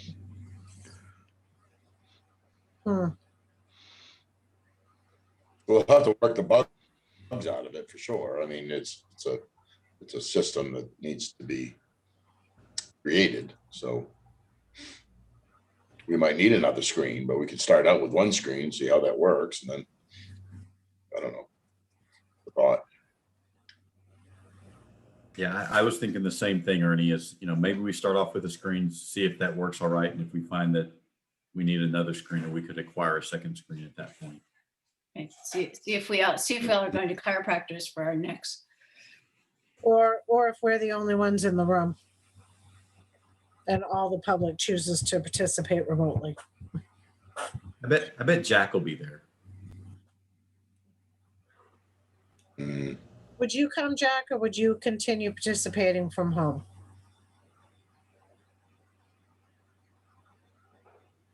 Well, we can't hear you. It looks like from home.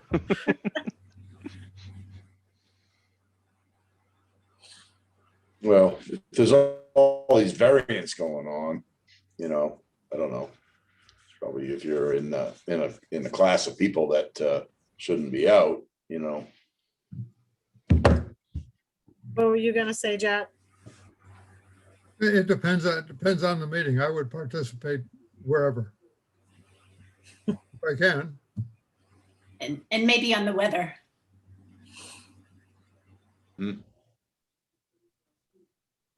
Now, if we have this, what's gonna happen with things like the planning board, the appeals board? Whatever thing. policy we adopt, is it gonna be the same scenario where only, say, members of the planning board have to be in person, but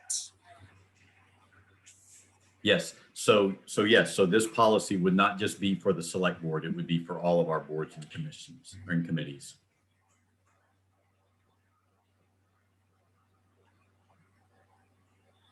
Rick, you look like you're saying something, but we can't hear you. I'll be just as well you don't.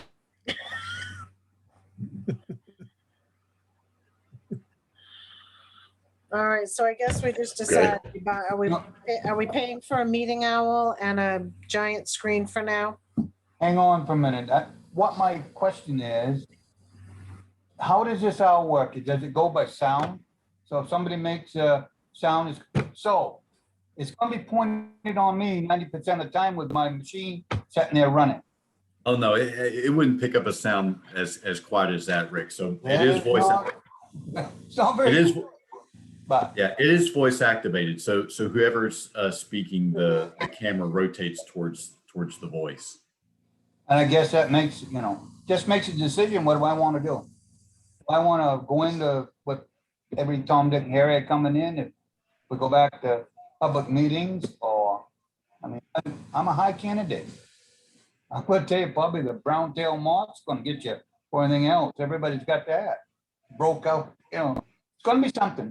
So, and I wouldn't be a bit surprised she shuts the state down again anyway. So we'll see what happens.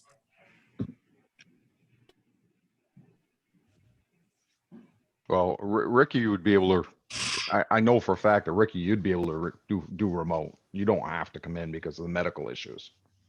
I know, but it's not fair for everybody else going there and I don't go. That's not my way I do business. I mean, it's either I go do it or I don't, one or the other.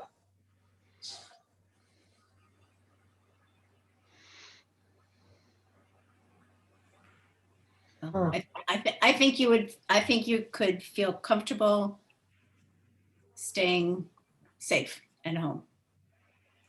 I would support you if that's what you decide. Thank you. Not me, but if I gotta be there, you gotta be there. Tough. And tell them you're not gonna do it. Let's see what happens. I'd like to see what they're gonna do. What are they gonna do? Take us all to jail? They're not gonna keep me long. Wait till they start giving me medicine. That's a joke.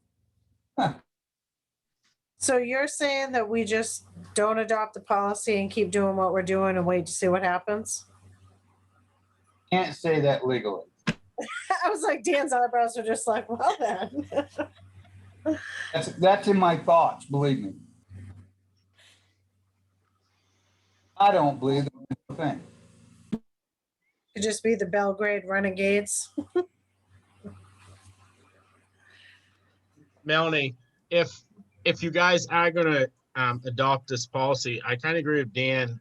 I think you should plan on 2 screens. I'm just thinking about it. I don't think somebody's gonna be twisting their neck one way or the other. I think the initial investment, if you're gonna do it, just do it all one investment and be done with it. It's gonna be the cheapest way out of it. Yeah.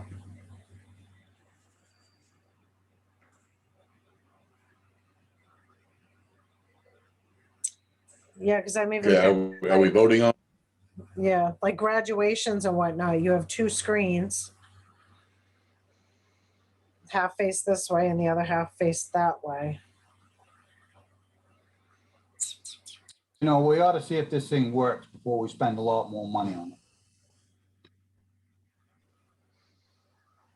So why don't we, should we vote on the owl and one screen, see how it works, and then, you know, we can always get another screen. I don't.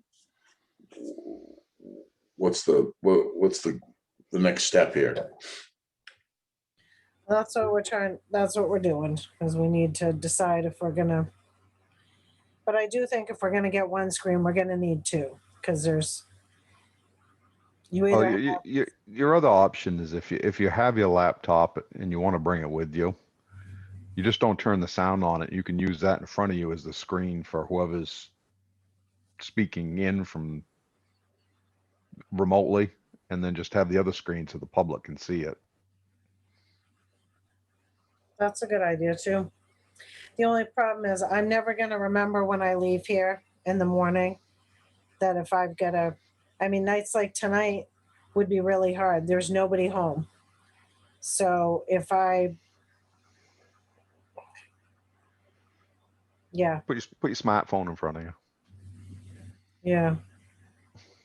We'll have to come up with a couple new things. And I have a question. So the meeting owl would transmit through Zoom. We would still use Zoom, and meeting owl is the mechanism to make that happen. Correct. So Okay. so Meeting Owl interfaces with Zoom. Okay. And do we have someone that's going to install the meeting owl? Or I is think that a between- projected cost that we don't have here? No, it's not something that requires a professional. So I think between Nick and I, we'll be able to get everything set up. Mostly Nick, let's be honest.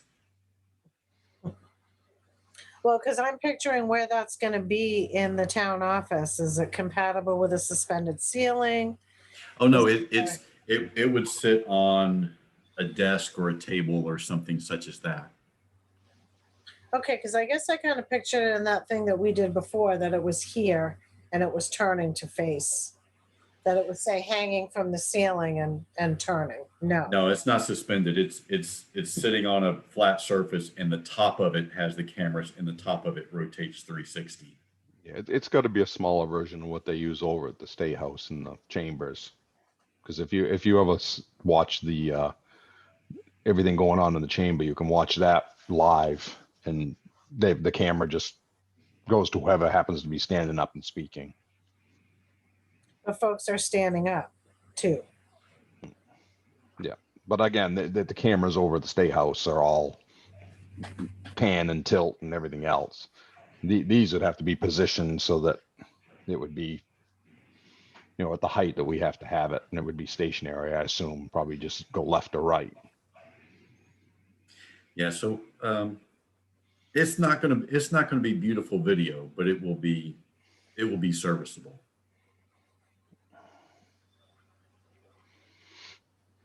All We right, have so no choice. I guess I'm going to make a motion that we purchase a meeting owl and one screen. Yeah, do one for now. Chances are we'll end up adding one, but And do we have enough laptops available in the town office that we could potentially just set up a laptop at each of the boards' seats so that they can, or a tablet so that they can see what's in front of them? Not necessarily have, Yeah, I think we've got 3 of those, and so we may want to add a couple more, but they're like $250 machines, so it's not a great expense. now the iPads that we have, would those work? They would be rather clunky. Those iPads are fairly early generation iPads compared to current technology. They're probably antiques by now. Just get both the screens, get it all, and watch us go down the tube. So And if it doesn't work, we'll put a TV out in the office area and you guys can watch CNN and the weather in the winter when it's bad. they'll change it before you know it anyway, so it doesn't matter. All right, so there wasn't a second on my motion. So Rick, are you motioning that we purchase a meeting owl and 2 screens out of the general government equipment line item budget? Can't hear you. Yes. All right, is there a I'll second? second it. All right, is there any further discussion? All right, seeing none. Rick, Yes, I guess so. Ernie, Yes. Dan, Yes. Barbara? Yes. All right, 5 yeses. I see we're all wicked excited about this, but we got to do something. Can we get everything with like a 90-day return policy, just in case? All right, so next up, we have discussion and consideration of a policy regarding painting no parking zones. Yeah. And so the So, roads committee, Hang yeah, hang on, I'll take a motion to open that item. Make the motion. Second. Seconded, all those in favor? All right. Now you can shoot, Anthony. okay, so the roads committee was supposed to discuss this last week, but then the microburst hit and the road commissioner was too busy clearing trees from roadways. And the road committee is going to meet tomorrow night instead. So if you guys want to hear from the road committee, we could delay this, but I will go ahead and just explain the background. We had a homeowner on Main Street who wanted to add striping on both sides of her driveway because people were parking where they shouldn't be and were obstructing their view of getting out of their driveway. And so DOT said that would be allowable as long as the striping is white. And so the resident has indicated a willingness to pay for the striping. It'd be a very minimal cost. Now, of course, you guys had told me that the town has a practice of charging for the cost of additional road signs by the people who request those road signs. I could not find a written policy on that, although I did find a letter written by one of my predecessor many years ago who referenced it as a policy. And so what I did was I just took the basis of that letter and I created the attached policy that would combine anyone who requests additional road signs or striping would pay for the costs of that. So that's the policy that is before you. You could act on it tonight if you wanted to, or you could wait and hear what the roads committee has to say about that. So one of the things I noticed in the policy you crafted, the select board is always who has reviewed any additional signage requests. And it's been the board that says yay or nay. Okay. So And- here. and again, again, this just came from that letter that I saw. So this is Yeah. how the. Yep, it would and explain that's why, so I figured you have the town manager will consult with other officials. The town, I would say, the town manager, the request should go to the town manager. The town manager will consult with the road commissioner and Maine DOT if necessary, as well as the select board. But the select board is who makes the final decision. And then I did, just in talking to Anthony, I was trying to remember when the policy was crafted. And I can almost remember, well, I can remember a meeting, and Ricky, I know you were on the board at the time. And I feel like it had to have been right around when we were changing from the rural routes and to naming long driveways and things like that in town, where folks were given the opportunity to name for their E911. And I remember there were a couple of folks, and we had the meeting at the Center for All Seasons, and there were a couple of folks that came in with requests to name their roads and they had to follow certain guidelines. So it seems like the policy must have been crafted somewhere around that time, which when I got on the board was 2005. So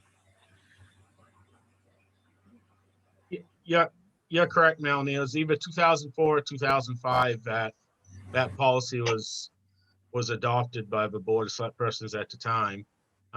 Because I made a request for a sign in 2005, and I was forced to pay for that sign. so Yeah, you I remember other people coming forward and wanted children at play or whatever, and we said, yeah, we'll let you have it, but you got to pay for it. right, we'll install it, but we'll get Correct. the cost of the sign, and if you still want it, then we'll go ahead and order it. Correct. And I guess I'm kind of upset because there's been a lot of added signs in this town in the last year that town's been paying for, and the people requesting not paying for it. And I think we need to get back on that policy, because it's not fair for people that already paid for that in the past.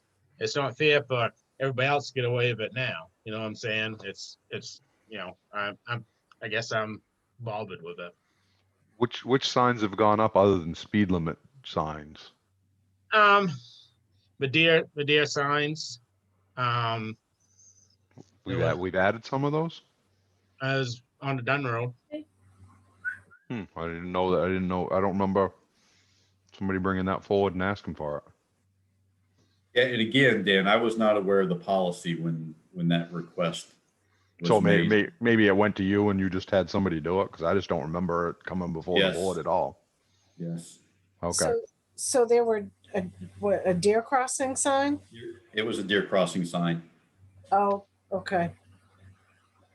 Because I was wondering if maybe like DOT puts up deer crossing signs. If there's like the one on the West Road was not requested by a citizen. That was because there was a high incidence of collisions in that area because it is a high traffic area for the deer. But I can see, if that's not the case. And it does look like, just on that little sign briefly, it looks like somebody's, instead of shifting the sign so that the deer crossing sign isn't blocking the speed limit sign on the West Road, that the sign has just been tipped. Yeah, So, I don't know if I put in a request. that, but Yeah, I put in a request to DOT about moving one of those signs, and I haven't gotten a response back yet. Well, I think that you and I talked about that once. Right. I think the speed limit sign was moved when they built that house there. I think somebody didn't like where that sign was, and they just picked it up and stuck it in the ground, because it used to be closer to the intersection. I believe it's supposed to be within so many feet of the intersection. So you And don't think it's it got, anchored? I think somebody just took it and moved it. Oh, okay. well, let's move it back. If we can get back to the no parking thing there, I believe there was something when the road was done over there in Belgrade Lakes, that was part of the deal, that he was gonna put that on each end of the driveways. If I recall that, there's something about that, I recall that we was gonna have them paint that on. Well, and I think we did go back and look at that, Ricky, when the request first came in, and nobody could find anything that reflected that. So I think there may have been a verbal discussion, but it didn't end up in the requirements when the parking spaces were painted. I think it was something to do when DOT was there. I mean, they were there too, DEP, but DOT was there. That was part of the selling point. If I remember that was, they were gonna do that. I vaguely remember something about that when we were talking about the whole project years ago. Yeah. Unfortunately, even if they put them on there, even the parking spaces are starting to fade out. So when we're responsible for repainting them. So my question is though, if this gets done down there, how are you going to enforce it? Because Well, you can't. we don't have a parking ordinance. That's right. Well, and even if we did, we wouldn't have anyone to enforce the parking Well, ordinance. So it's simple enough we checked into this once before. I mean, any town official can be appointed, to write tickets if he really wanted to, but we just didn't want to do a parking ordinance. But you can't enforce this stuff without a parking ordinance. that's right. And so, you're putting the stripes down and hoping that people. Well, and they don't just want the stripes. They want it painted no parking. And according to Lucas Striping, they could paint no parking for a nominal fee on both sides of that driveway. Because they want it spelled out, no parking. But if people are parking there now, they're not paying attention to the striped parking spaces as it is. So, But maybe they would pay attention to a parking space and what's literally spelled out, no parking. Maybe. I'm gonna answer that. That's an absolute no, because the striped and no parking at the dry hydrant at the bridge and people parking there. I was just in the village over the weekend a number of times, and it seems like there are some spaces where there's enough. The confusion, I think, is that there's enough room for a car, but there's no, there's not the second line to indicate the end of the space. And so it is. I think it is easy. I would see. I mean, I think it's easy for a driver just to say, "Oh well, I can park here." But I would think that the striping would be a deterrent. I mean, I would think that would stop most people from parking there. I probably For wouldn't. people that pay attention to the striping and just work, but at some point, we're gonna have to, readdress this parking ordinance idea. We kind of put the cart before the horse when the sidewalks weren't completed yet down in the village. And, we kind of do need to do something about that at some point, because it's not such a big deal for random parking, but I mean, if you've got somebody that is habitually, parking in a no parking area, having that ordinance is how you can enforce it by having, the police enforce it if need be, if it's that egregious a parking offense. But without an ordinance, we don't have anybody that can really do anything about it, so at some point we need to address that. But I think, if there's a problem, I know, like out in front of the Pulsifer's house, for instance, and I don't know if this is the house that we're speaking of here, but they're putting cones out by the end of their driveway to keep people from parking and blocking their driveway. And that's not really safe either, and it's kind of a eyesore. And so, if striping will help and not be as much of an impediment as a bunch of cones, then I guess, it's worth a try. And if they're willing to pay for it, then I'm thinking they should do it and see if it makes a difference. How bad is the paint in the parking spots down there right now?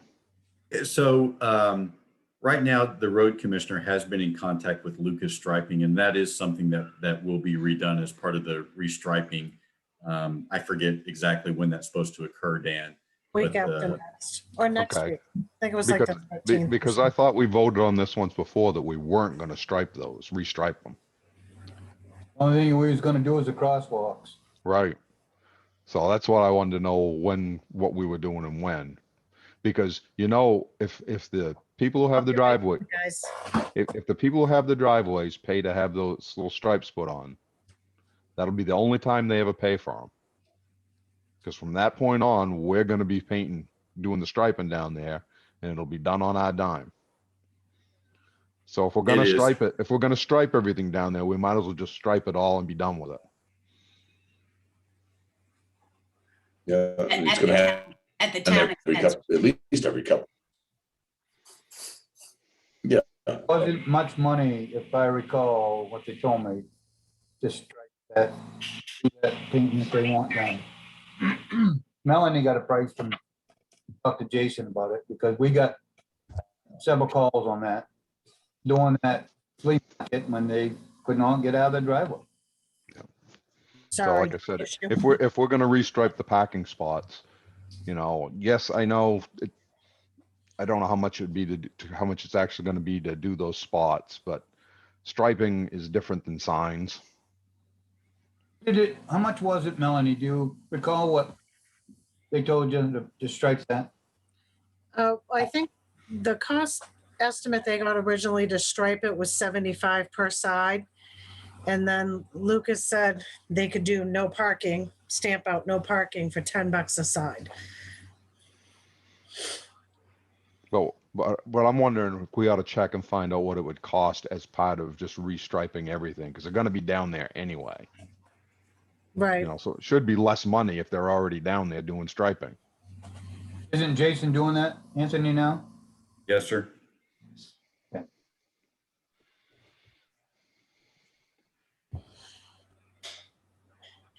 Because you know, Thursday you know, night. if one gets it, they're all gonna want it.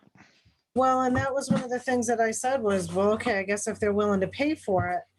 But right now the cost may be a little bit less because Lucas Striping already planned to be in the town of Belgrade.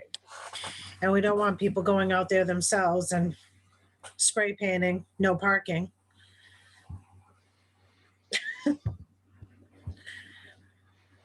Because if we think the cones are an eyesore, some graffiti writing on stuff is not, no parking. This means you. Right. Why don't we just wait till till the road committee gets some prices back? Thursday, when are they meeting, Anthony? So they're meeting tomorrow night, and I'll have to talk with Jason. I don't know if he's got the pricing already, so I'll have to talk with him about it tomorrow. And then we can decide on this on Thursday night. It's a quick yay or nay. So next Thursday night, because I think Lucas was actually supposed to be in before then, doing the striping on the roads. Yeah, but Because we that could. meeting is not this Thursday, it's next Thursday. And I believe. The 16th, wasn't it? The 15th. And I thought when Jason and I had first talked about this, I thought Lucas was coming in the beginning of the week of that week. So I don't know if it's going to take them past that point to do the striping of the roads. Let Anthony check with him and let us know tomorrow. If we have to do something, we'll just have to do something. Yeah, I mean, let's find out what's gonna cost while they're already out there. I mean, if you still want the homeowners to do it, that's fine, but we're also gonna have to make a decision. Is every time we stripe the things, are we gonna charge them that portion to restripe that at the same time? Sure. Because that way, if you're gonna do it, let's do it and put it in policy one way or the other. Okay, so we'll take a motion that we table this policy until the road committee has had a chance to review it. Yes. Okay, so Second. moved and seconded. Any further discussion? All right, seeing none. Oh, sorry, we can't do it that way. Dan, Yes. Rick, Yes. Barbara, Yes. Ernie. Yes. Okay, 5 yeses. All right, we will table that. All right, next up, we have a discussion and consideration of a property tax abatement totaling $330.67. I'll take a motion. So be it. Second. Moved and seconded. All those in favor? All right, that item, oh, Ernie, are you in favor? Okay, that item is open for discussion. So, easy peasy. This was taken off. It was combined with the adjacent property in 1999. We upgraded the accounting software and it remade them an active spot. So they overpaid $330. I'll make a motion, we get back, whatever. Second. All right, any further discussion? All right, Ernie, Yes. Dan, Yes. Rick, Yes. Barbara, Yes. All right, 5 yeses. All right, next up, we have the town warrant. I will take a motion to open that item. So be it. And Second. moved and seconded. All those in favor? 1, 2, 3, 4, 5. All right, Anthony, would you do the honors? This is warrant number 75 in the amount of $696,740.06. I'll make that motion. Second, second it. All right, all those in favor? It's open for discussion.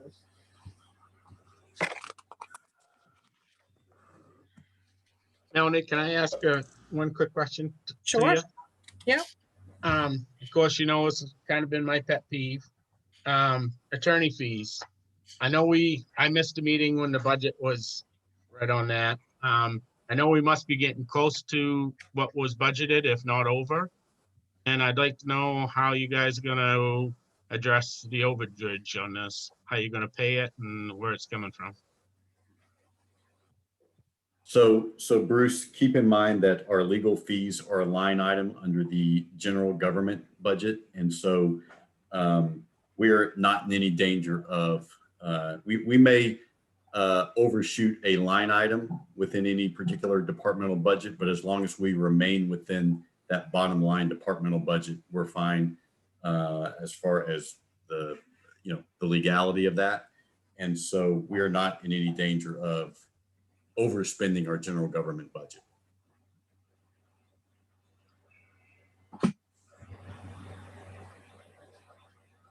And where were we? I think, were we at 35,000? So we budgeted 35,000 when I last, unless you approve these items, we were at $30,000 previously.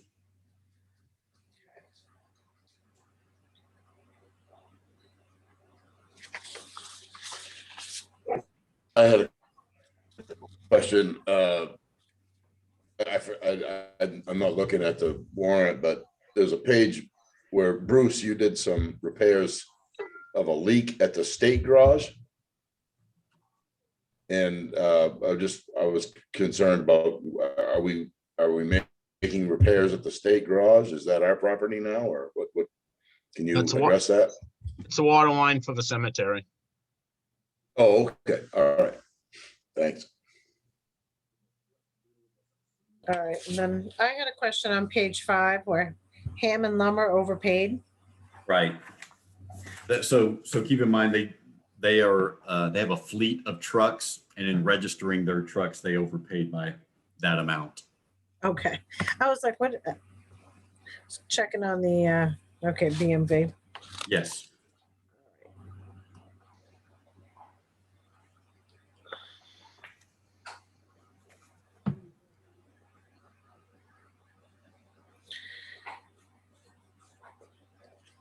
Where's the school speed limit sign? So they are at Belgrade Central School. Our code enforcement officer brought to my attention that we didn't have any school zone signs there in front of the school. I checked with DOT, and they have, sort of some regulations for where those signs ought to be. And it's standard across the state, 15 miles per hour in a school zone. But if you don't have it posted, then law enforcement does not have the ability to enforce it. Okay, and is that something that should come out of the town budget or the RSU budget? Should the RSU be reimbursing us for school zone signs? I don't know. That did not occur to me, Melanie. Let me check on that. Because I know when we first built our house here on the West Road, there wasn't a school bus stop here. And the school provided a school bus stop sign that the town installed. Yeah. So, okay. What happened to the school? What happened to the speed limit signs? Because there used to be some there years ago. 2 of them. probably when they took out that hump from hell, they took the sign with it. So Well, it's always a mystery. that's the thing, it goes very back to the same thing with striping in front of people's driveways and whether people are gonna pay attention to it. I've seen many, many people that don't like signs in front of their yards, so they make them go away. Mm-hmm.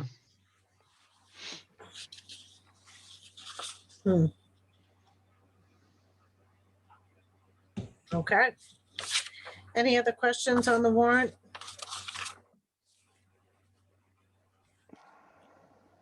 All right, seeing none. Barbara? You got to unmute, Barbara. Sorry. Yes. Okay, Dan, Yes. Ernie? Yes. Okay, 4 yeses, and Ricky had to step out.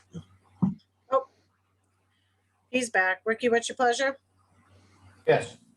All right, 5 yeses. All right, next up, we have the town manager report. So you may have seen in your packet, I included some signage that the Seven Lakes Alliance would like to erect at the Wings Mills Dam, just to remind fishermen of the possibility of casting into the Long Pond part from the Belgrade Stream part. You know, one is infested with milfoil, that's in the Belgrade Stream, and they just want to make people mindful not to be casting into the Long Pond if they got milfoil on their lures. So they asked if we would like to have our logo on that sign. I think that would be a good idea. Any objections? I'm okay with that. Good idea. Okay. So the planning board is, as you guys will be starting next month, are going to be meeting in person. And they would like to continue meeting at 6 p.m. because, as you know, they have some rather long meetings. And as you also know, the town office is open until 7 p.m. on Thursdays. Our code enforcement officer tells me that he rarely has customers between 5 and 7 p.m. on Thursdays. And he attributes that to the fact that he's got more hours than he did previously, which makes him more available to the public. So he would like to try to accommodate the planning board's wish to meet at 6 p.m. by, you know, just briefly stepping out of those meetings to attend to customers should he be needed.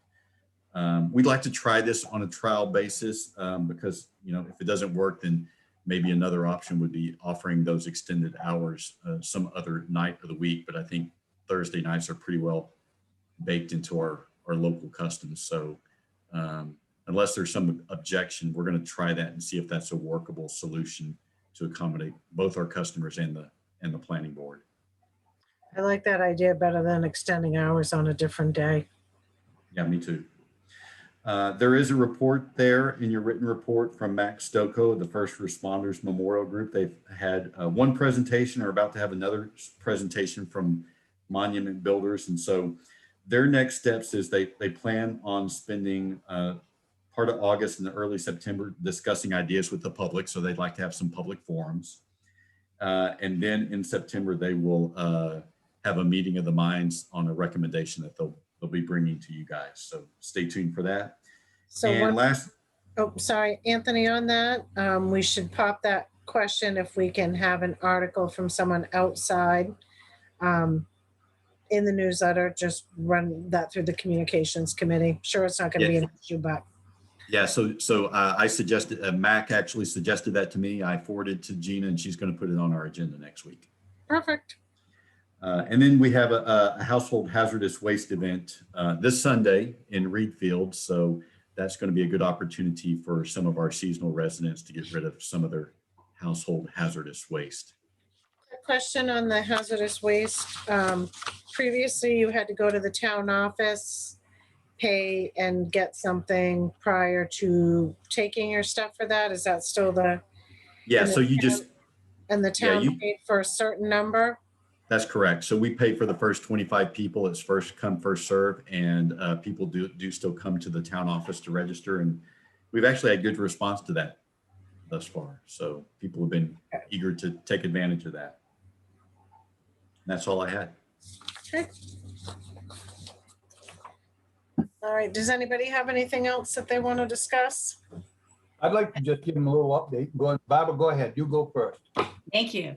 I would just like to commend Anthony and everybody in the town for the great response to the storm in Belgrade Lakes Village. You know, I just think that everybody stepped forward and really I just couldn't believe how quickly all that was made, the roads made passable, and so many of the trees were cut up and moved. And I just think that, you know, the town and everyone in the region who helped out did a great job. Well, and I really had a thought during that if we can not forget to do this, but when we do the Spirit of America Awards at the next town meeting, that I would really like for us to recognize each group that really stepped forward. And, you know, that includes local businesses and something commemorating it that. All right, Rick, you're up. Just like to give you guys a little bit of an update on the cemetery project. Our crew was down there today working with Bruce, and we got 600 feet of water line in. It's up almost to the maintenance building in. We've got all the roads coming into it in. We're starting to screen loom and putting a loom to it. So if the weather holds out, it should look a lot different by the end of the week. We're going to work there a couple more days. So just a little update. It's coming. Everybody's working good together, and we'll get it. It's been looking good. I don't go that way very often, but I try to Thank you. drag myself out and check stuff. I do have a question before we adjourn. I noticed that the barbecue place has moved down by where the old kayak building has.